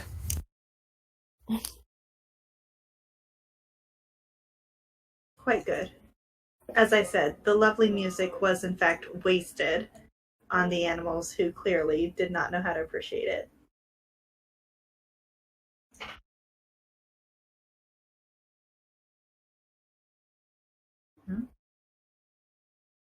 And going to roll for our wonderful NPC friends.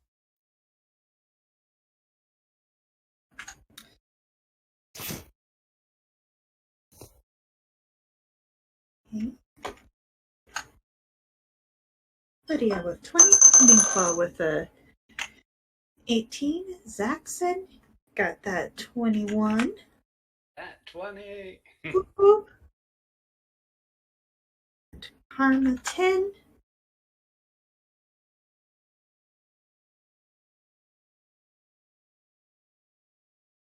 And Victor 3. And our enemies 7. All right.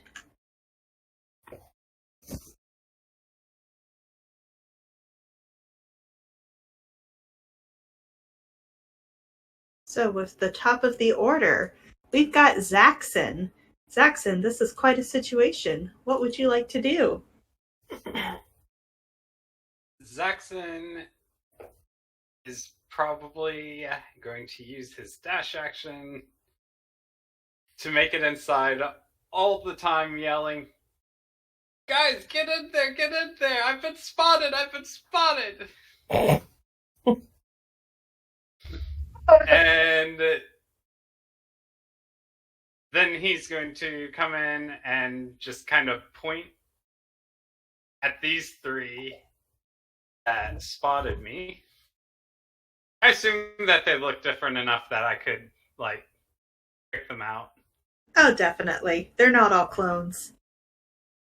The pet orphan black. And say, "Oh, they're trying to get me," and give bardic inspiration to. We'll give it to Victor. Please. Excellent.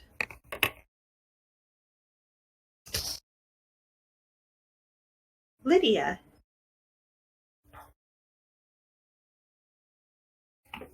To the one closest to this room right here, straight ahead of me. I'm going to point my pistol at it and shoot at him. Ooh, excellent. Make that attack roll.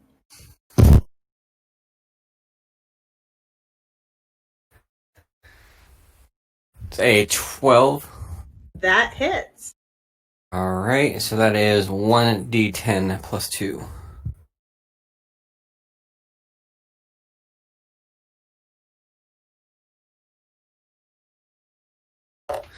Eight plus 2, so 10 damage. Nice hit. You shoot this guy and get him in the leg, and he is down on one knee. Ah! He got me, boss! Your pleas are terrible.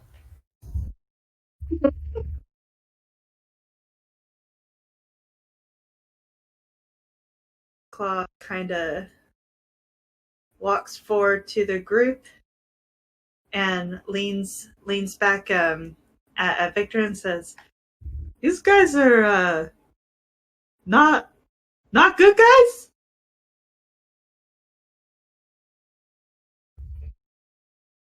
To be determined. I think we want to talk to the small one with the cape. Oh, all right then. And he He's their manager, and he had his employees give us wrong directions. I want to talk to him.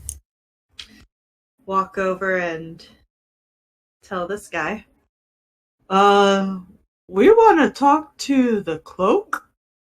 Yeah.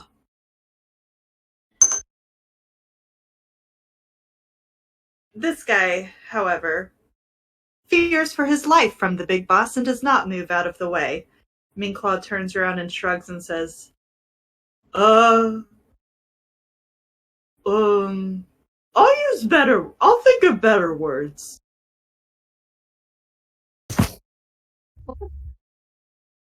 And with that, Karma, what are you up to?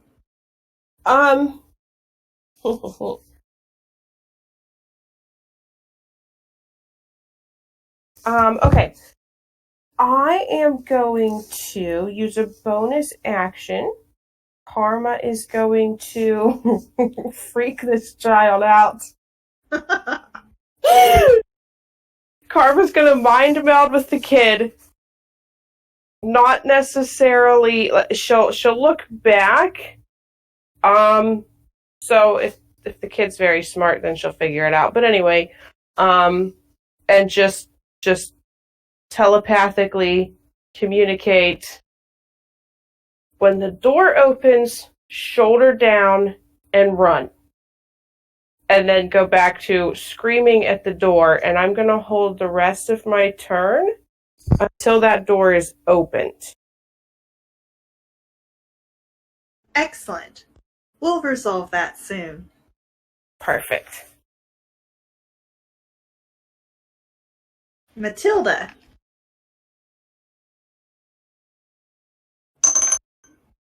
She is going to come forward and make the ground under this fellow unsteady.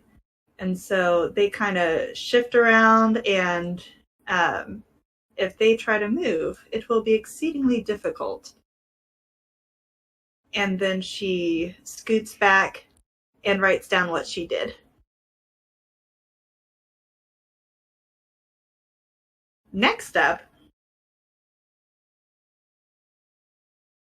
we have this character who's going to take a swipe at Meanclaw, which does not hit. They're out of balance because of the gunshot wound in their leg. And so they swing and it's a miss. There's no contact there. This one backs up to the boss, as does this one. And this one takes out a crossbow and fires at Lydia for, their comrade. Lydia does a 3. Hit your AC. I have a 13. Can't touch me.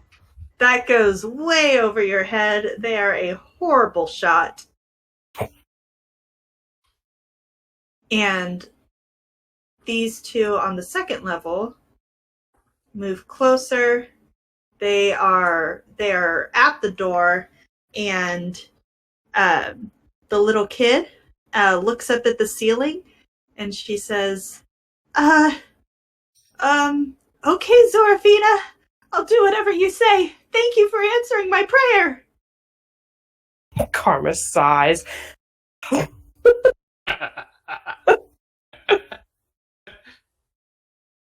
Next up, we have Victor. Did they open the door? The ruffians did not open the door yet. Okay.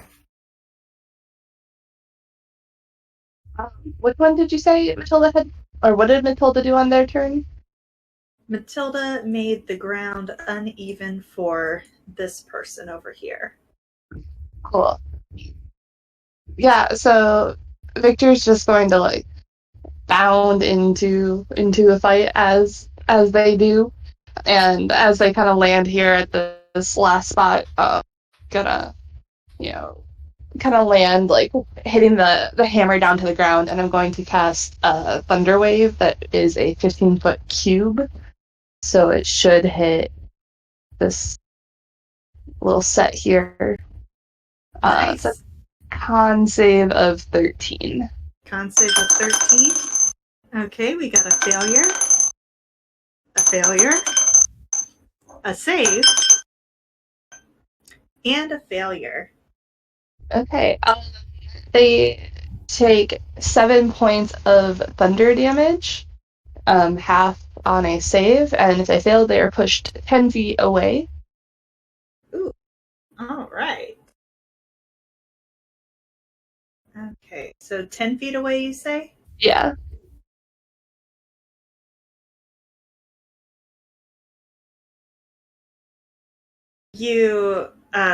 You see your energy exploding from the wave, pushing 3 of the assailants back, and they have been beaten to the ground.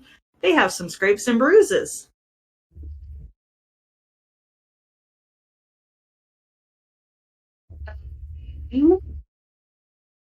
That's all I've got for my turn. All right, and Okay, Zexon. Bardic Inspiration, is that just attacks and saving throws, or? It can also be used on checks. Okay, cool. Basically, anytime you roll a d20. Cool. Excellent. All right. So Zaxxon would probably start skirting kind of around the room. Especially interested in the 3 that picked him out, and try firing his light crossbow at this guy. Yes. Excellent. With Roll a that nat 20. Yeah. Nice. All right. Oh, wow, and the damage was rolled high too. 15 piercing damage. Nice. Oh my goodness. So your crossbow just lays into this guy, and he is down.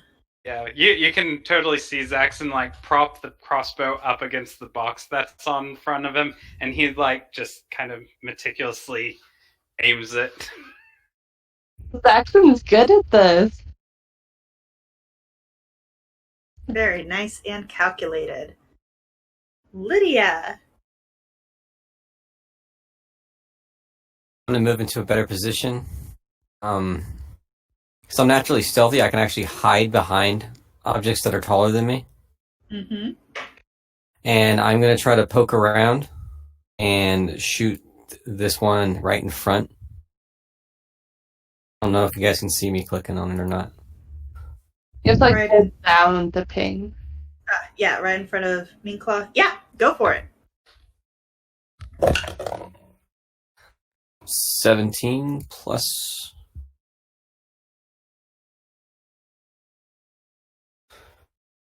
What's the modifier? For your attack, let's see.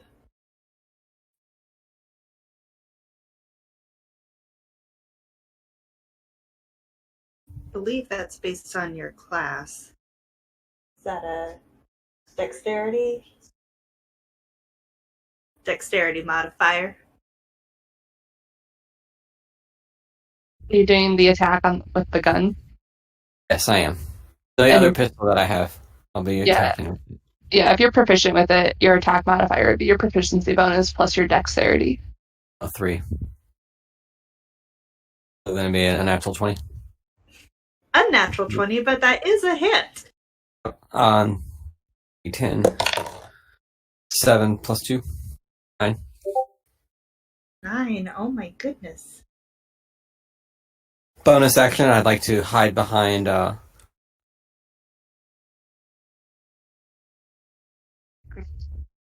reload my pistols. Excellent. For that high, just roll stealth. Alright. And this guy that you shot, oh man, you got the other leg. He is on his knees and not looking good.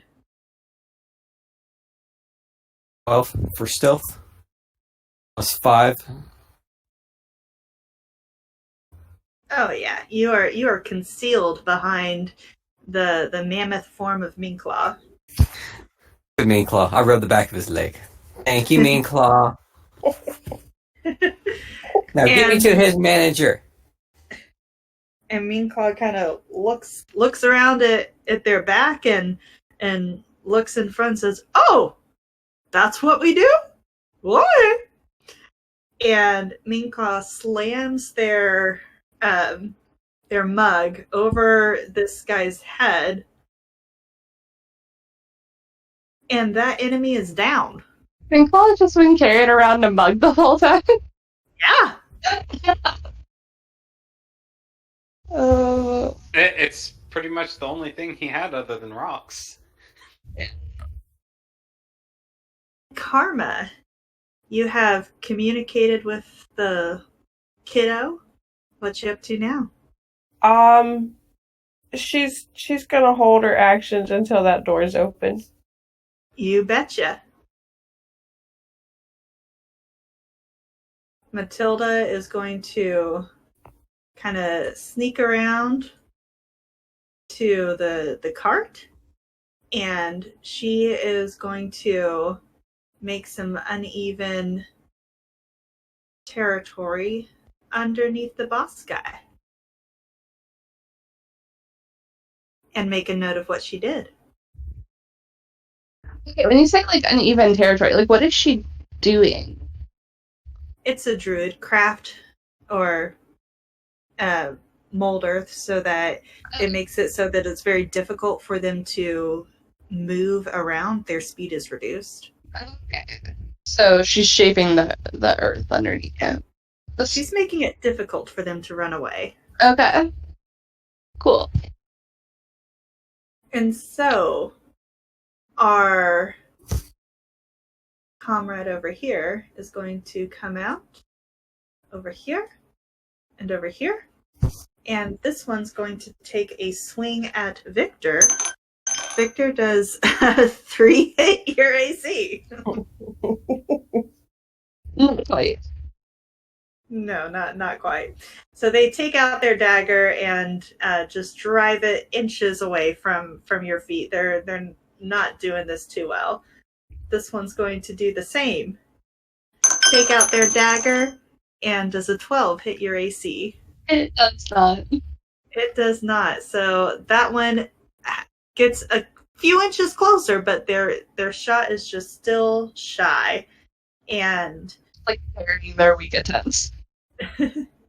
and this one, Spots, has been, keeping their eyes on Zaxxon over there, and they saw the crossbow action, and they decide to take out their short bow. Zaxxon, does an 18 hit your AC?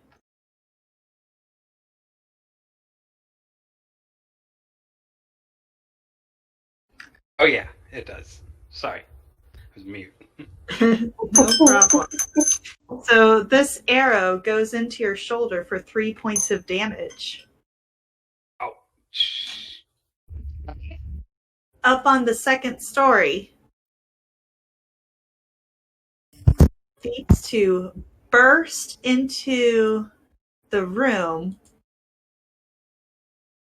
the door opening, and the little kid, remembering the instructions, just bulldozes head on through the door, even though it is, cleared. And they're just standing out in the hallway, looking up at the sky. Now what?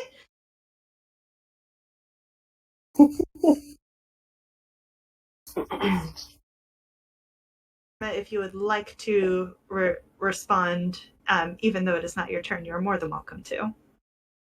Were you holding your turn until the door opened? Yeah, I was. No, I think Karma would be more preoccupied with these two freaks flying in.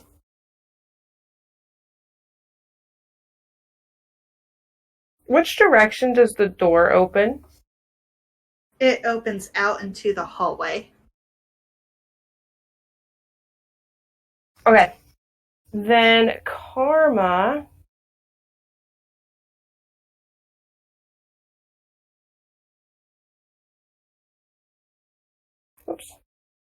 is going to use Thought Spear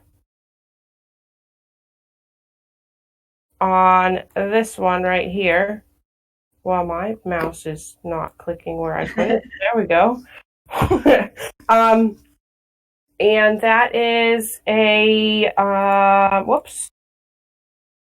intelligence, I believe. Save. All right. Yes, against 13 or higher. They got a 17. Oh, very nice.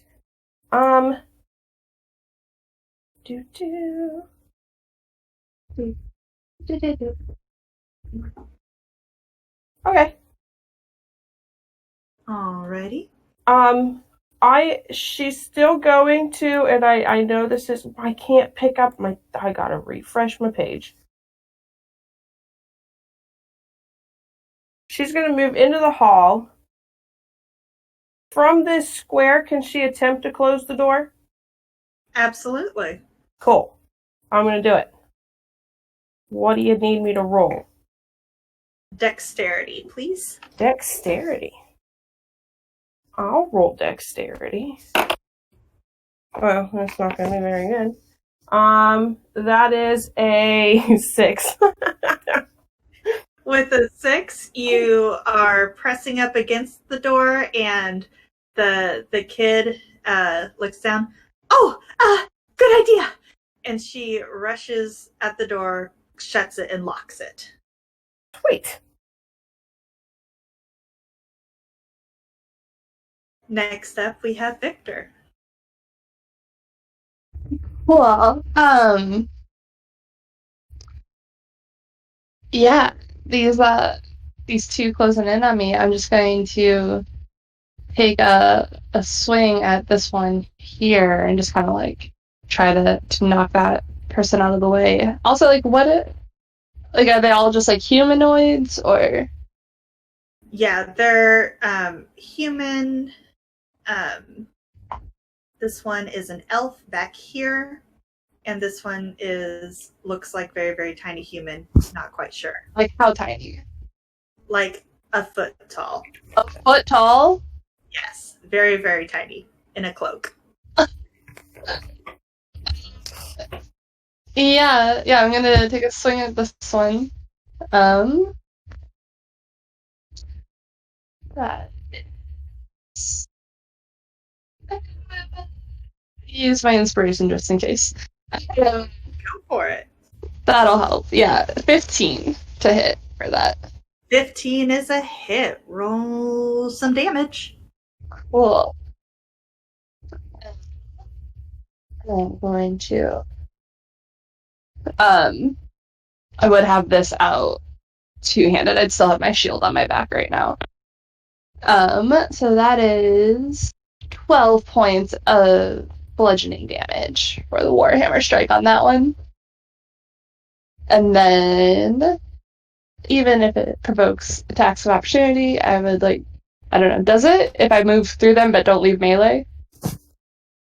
If you don't leave melee, no, but I will say with this one over here, that bludgeoning damage, my goodness, tell me how you kill off this person. Don't know if so much I'm killing people off, but yeah, just taking the hammer and just kind of upswinging them to push them off to the side a bit, and just stepping forward towards this tiny person. Kind of yeah. Not even concerned with the minions.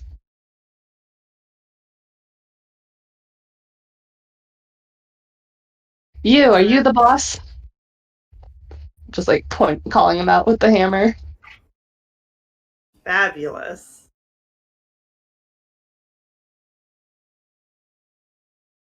Zaxxon, what are you up to back there?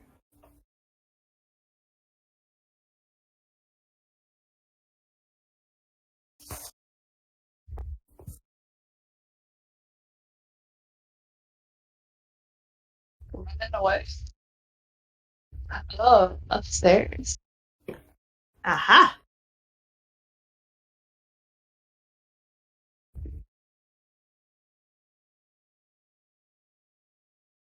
You there, Casey? Yeah, sorry. So he's going to, after being hit that hard, is going to run out of sight. And once he gets up the stairs, he kind of sees Karma and this girl and kind of asks Karma, "Oh, what's the situation up here?" Can we answer out of turn, or how are we playing that one? Yeah, we can do that. Okay, sure. Don't open the corner. This door right here. I'm assuming there's prisoners in all the other rooms. With that, I think Zaxxon, thinking that, not knowing that we've killed so many other people because he was focused on getting upstairs, would probably go to the nearest door and could he figure out how the locking mechanism works some way? Could that, so he could get into it easier? Absolutely. In future? Yeah, I think that would call for some sleight of hand. Okay, well, he wasn't exactly picking the lock, but... Oh, just trying to look at it and figure it out? He's not really a rogue. I was wondering if he could, try to see how it was put together, an engineer check maybe, so he could have some type of advantage on trying to get these locks open, because he assumes that all the doors probably have the same locks. Hmm. Yeah, absolutely. We can do that as just straight intelligence, investigation specifically. Well, I believe there was an engineer... Did we roll that engineer stat? Roll for reverse engineering. That'd be a 15. Oh, Excellent. So with a 15, you can drive that. These are typical, just normal locks. There's just kind of one key that's standard fit for all the doors. There's no tumblers. There's no special chains. It's just a standard issue lock on a door. And you figure that, you know how these work. What kind of leverage can be used against this? Okay. I think that's probably his turn. Fabulous. Next up, we have Lydia. I'm going to peer around Minklaw, and I'm going to try to shoot the one here in the center with my one pistol. Excellent. Roll that attack.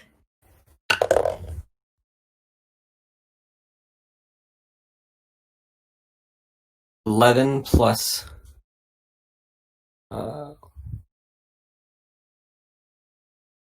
plus 2. That is a hit. Ooh, sweet. That's 1d10, so that'd be 4 plus 2 is 6. All right. So you hit this guy in the shoulder, and they kind of stumble back, and they are clearly hurting. Now, question, can I take a full turn to reload both my pistols, or do I need to keep doing it as a bonus action to attempt to reload one? You can take that turn to do that if you'd like. Okay, so then I'm going to take my bonus action just to hide back behind Minklaw. Excellent. Roll stealth. Yes, ma'am. Me, Minky? Sorry, what was that? I was just making a joke. Like, protect me, Minky. I do like to look out for myself. That's one of my character traits. I'm going to save my own skin when it gets going, and the going gets tough.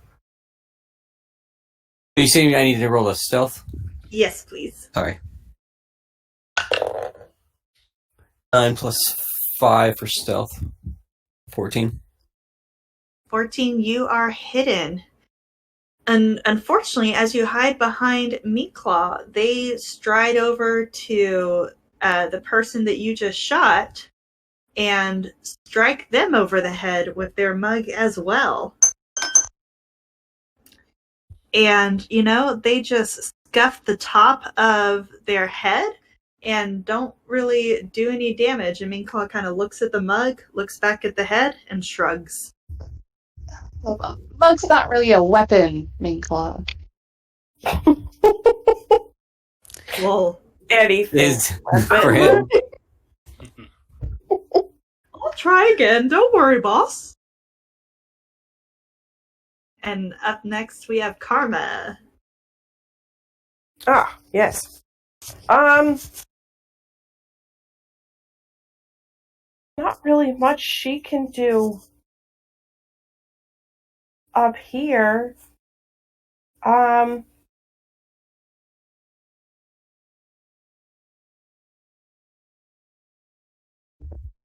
Unless, oh no. How far down the steps does she need to get before she can see what's going on? Oh, you can see what's going on from that wooded area. It's a balcony. Okay. From anywhere. So I don't really need to get onto the steps at all. That's okay. She'll just stay there. And we're gonna try this thought spear again on this guy back here in the back. Go for it. So that's a save. Yeah, intelligence. Intelligence save. They rolled 19. Boo. Yuck. People are too smart. Okay. That's fine. They've been taking tutoring lessons from Fred. Apparently. And we've got Matilda. Matilda will come up over here. And she kind of bolsters herself up a bit and takes one of her books out of her bag and throws it at this assailant. And misses. She then kind of takes a step back and writes that down in her book as well.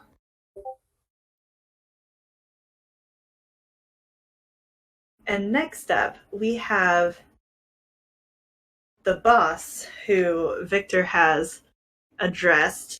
And the boss, kind of taking a look around at his fallen minions, says, "Yes, I am the boss around here. You could say that. I ask again what business you have here, friend."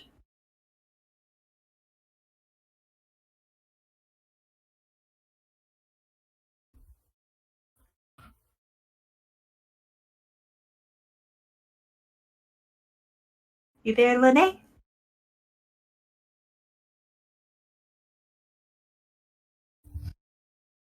Well, in the meantime, this creature who has now been hit by both, or tried to hit by both Matilda and Minklaw, will go ahead and try to attack the Firbolg. And, they're just kind of dazed by the swarm of attacks coming in around them, so they do not hit. These people up here try to exit the door, but they find that it is locked. So now they're banging on the door, trying to get out. And so this boss, seeing his minions kind of failing to get some coverage, get some ground, looks back at Victor and says, "You had a question?" Yes, I asked, is this a deadly trap here? Is this your doing? And, like, are they trying to, like, run away, or, like, how are they acting? Like, I'm, like, right up next to them. They are stoic. They're standing their ground, but they look like they're making calculations. Cool. Is it my turn, or is it still are we resolving the? It is the boss's turn. And so the boss says, "A deadly trap is only deadly if people fail.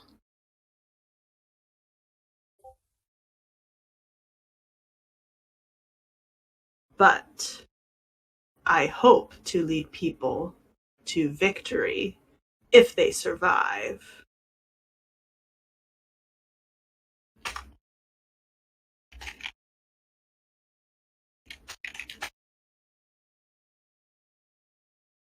And now, Victor, it is your turn.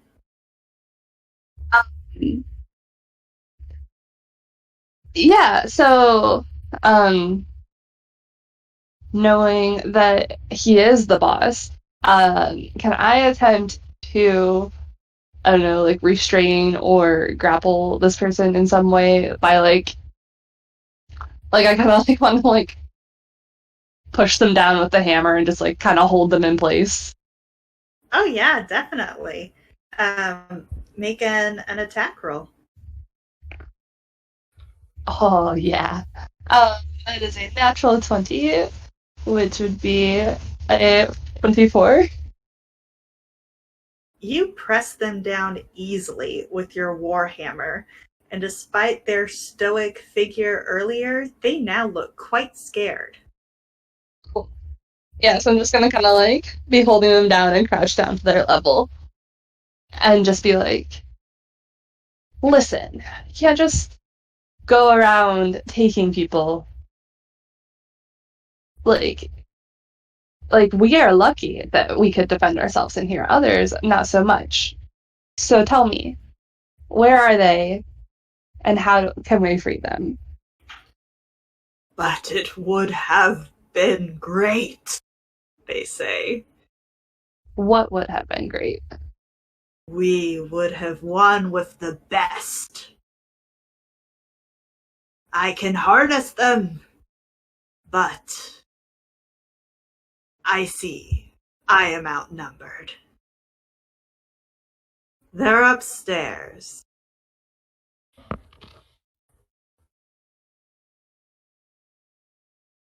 I imagine you can function a door.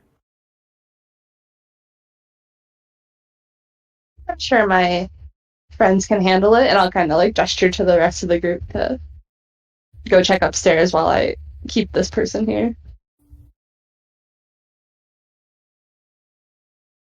You got it, boss.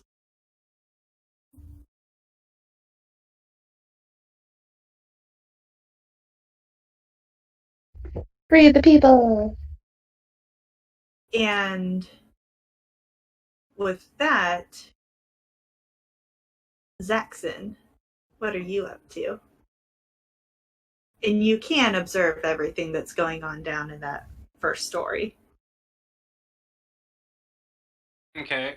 Well, seeing how the lock isn't really a thing, Zaxxon will probably step up and keep his eye and crossbow trained on these two in case either of them try to make a move.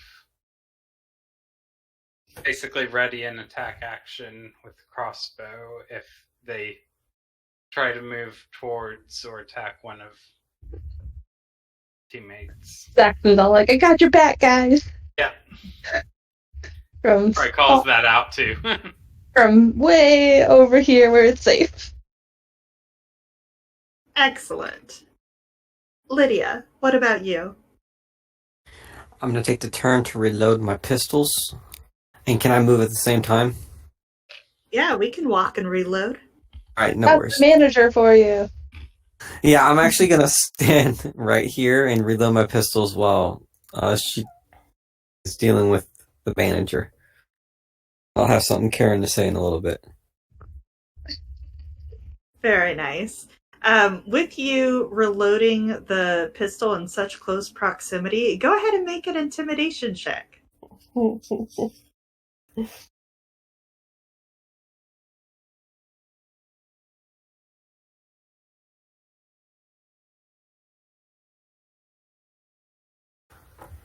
A -1 in intimidation. So it's gonna be a 9.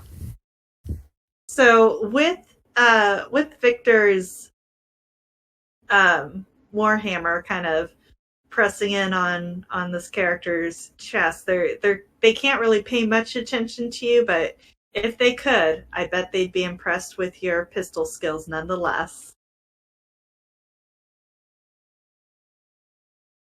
Going over to Minklaw, they ascend the stairs and say, well, okay then. And they punch the door, releasing this prisoner. And this prisoner says, thank goodness you're here. I didn't know if we'd get out in time. Well, thank you. Thank you very much. And they go over to the balcony and point out to this guy down here. Hey, you're surrounded. Throw up the keys. Or do you want your whole place burned down? Give us the keys. Character kind of looks at the boss. Boss nods. Throws up the keys. Apply more pressure. You apply more pressure.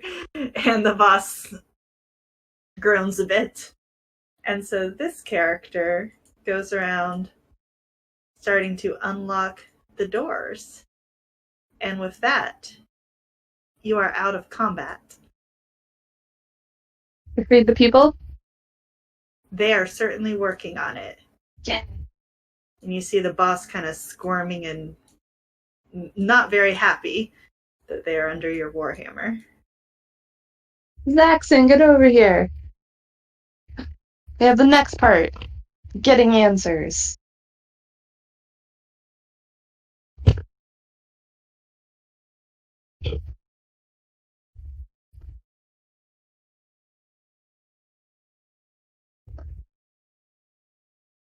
Alright. I'm gonna lift my hammer off you, but my friend Zaxxon here has got eyes on you. Understood.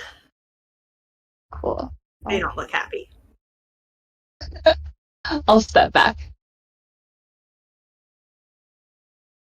Alright, now, who are you? Why are you doing this? I don't like answering questions, but it appears I have no choice.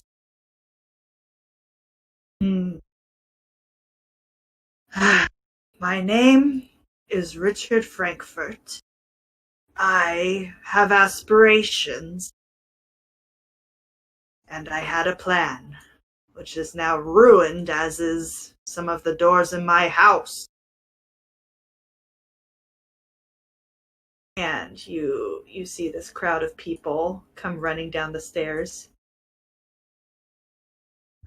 And from the crowd you hear mixed words of, "That jerk kidnapped us! He tricked us! He was gonna make us champions! We won't fight for him! Let's get out of here!"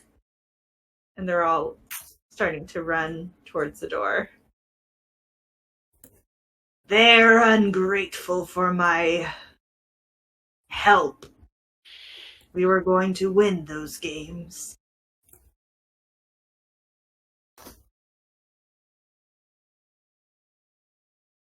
Why are you kidnapping people to play in the games? It's voluntary. The best talents are hidden. I can bring them out. We were going to train. We've been doing it for months. They were getting quite good. But alas, I guess I'll have to start over, won't I?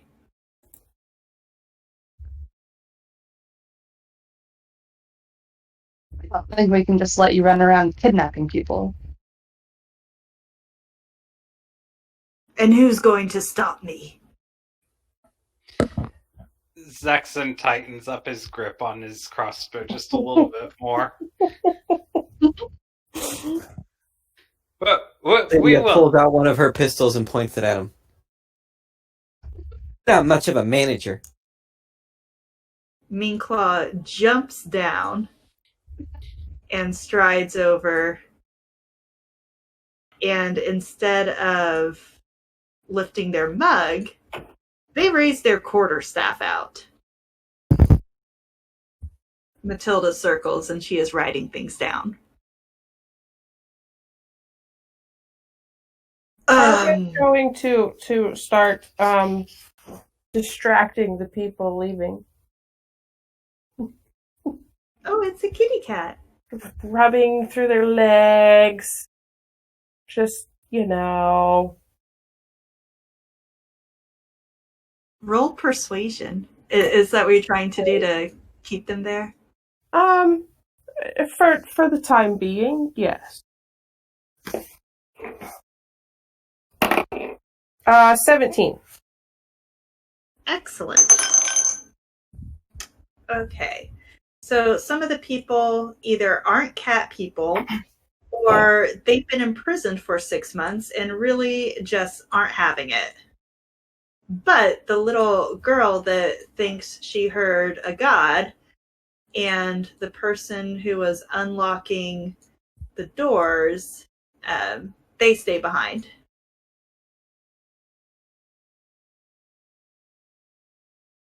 And Cool. The boss says, "So, what you're saying is Intriguing.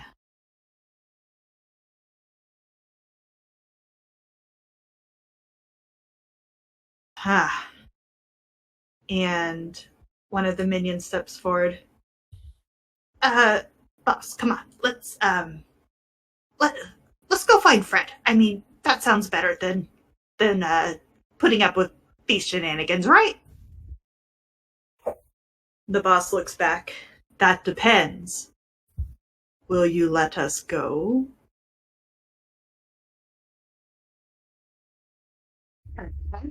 You're just gonna kidnap more people? Hmm. What do you need a team for anyways? To win. But why Without- you? For who? Win for who? You're not a country. No. No, I'm not. But to win for Jobix, of course, we need the never-wilting wreath, or our ships will never be as prosperous as they could be.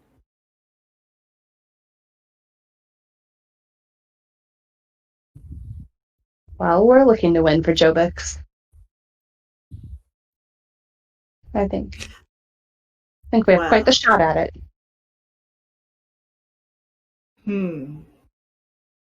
Well, I can admit when I am bested, but perhaps our paths will cross again.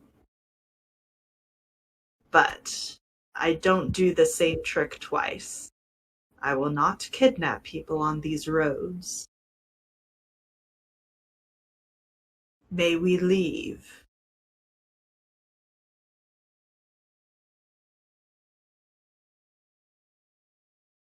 The wording is so specific.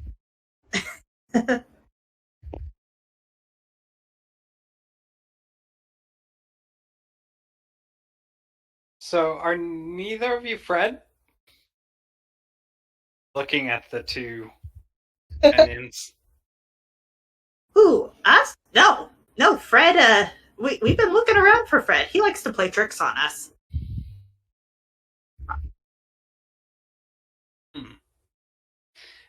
And I think Zaxxon just like yells out Fred's name. You do not hear a response from Fred. Or anyone claiming to be Fred, at least.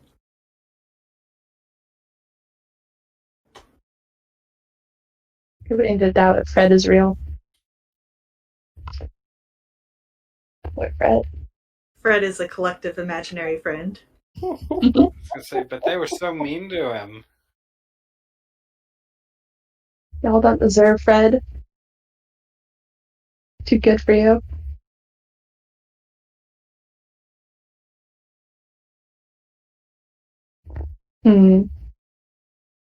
You can leave, but know this. There's one team fighting for Jobix, and it's not yours.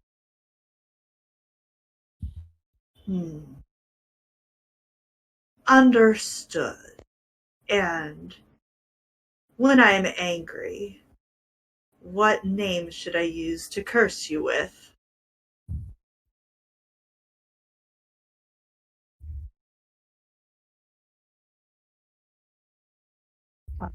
You can call me Victor. He holds out his hand and says, well, good luck, Victor. Firm handshake. Super Sorry, firm. what was that? And I go, a firm handshake. Excellent. So with that, they all get off of the little stump and go to unlock their comrades up here.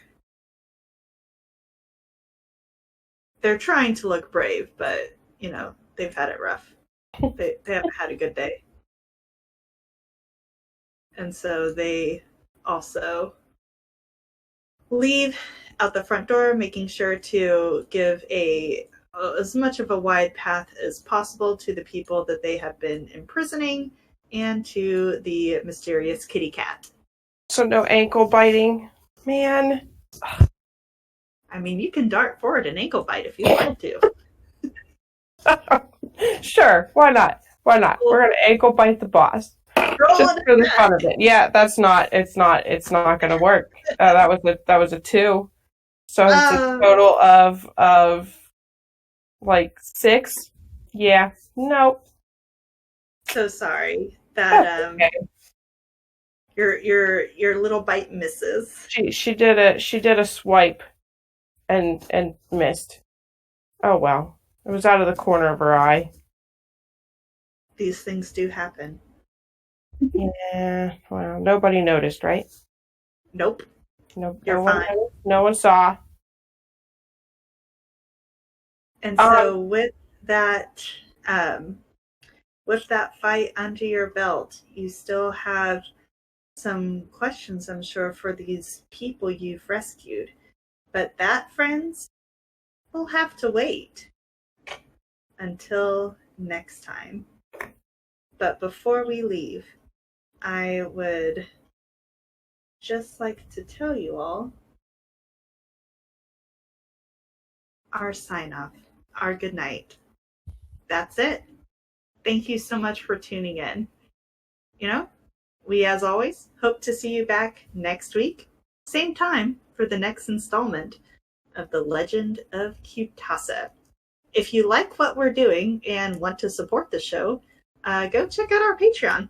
Or if you'd like to give us a tip, Venmo and PayPal will be linked in the description of this video. Well, have a good night, everyone. Wash your hands and stay safe out there. Dallas, take us out.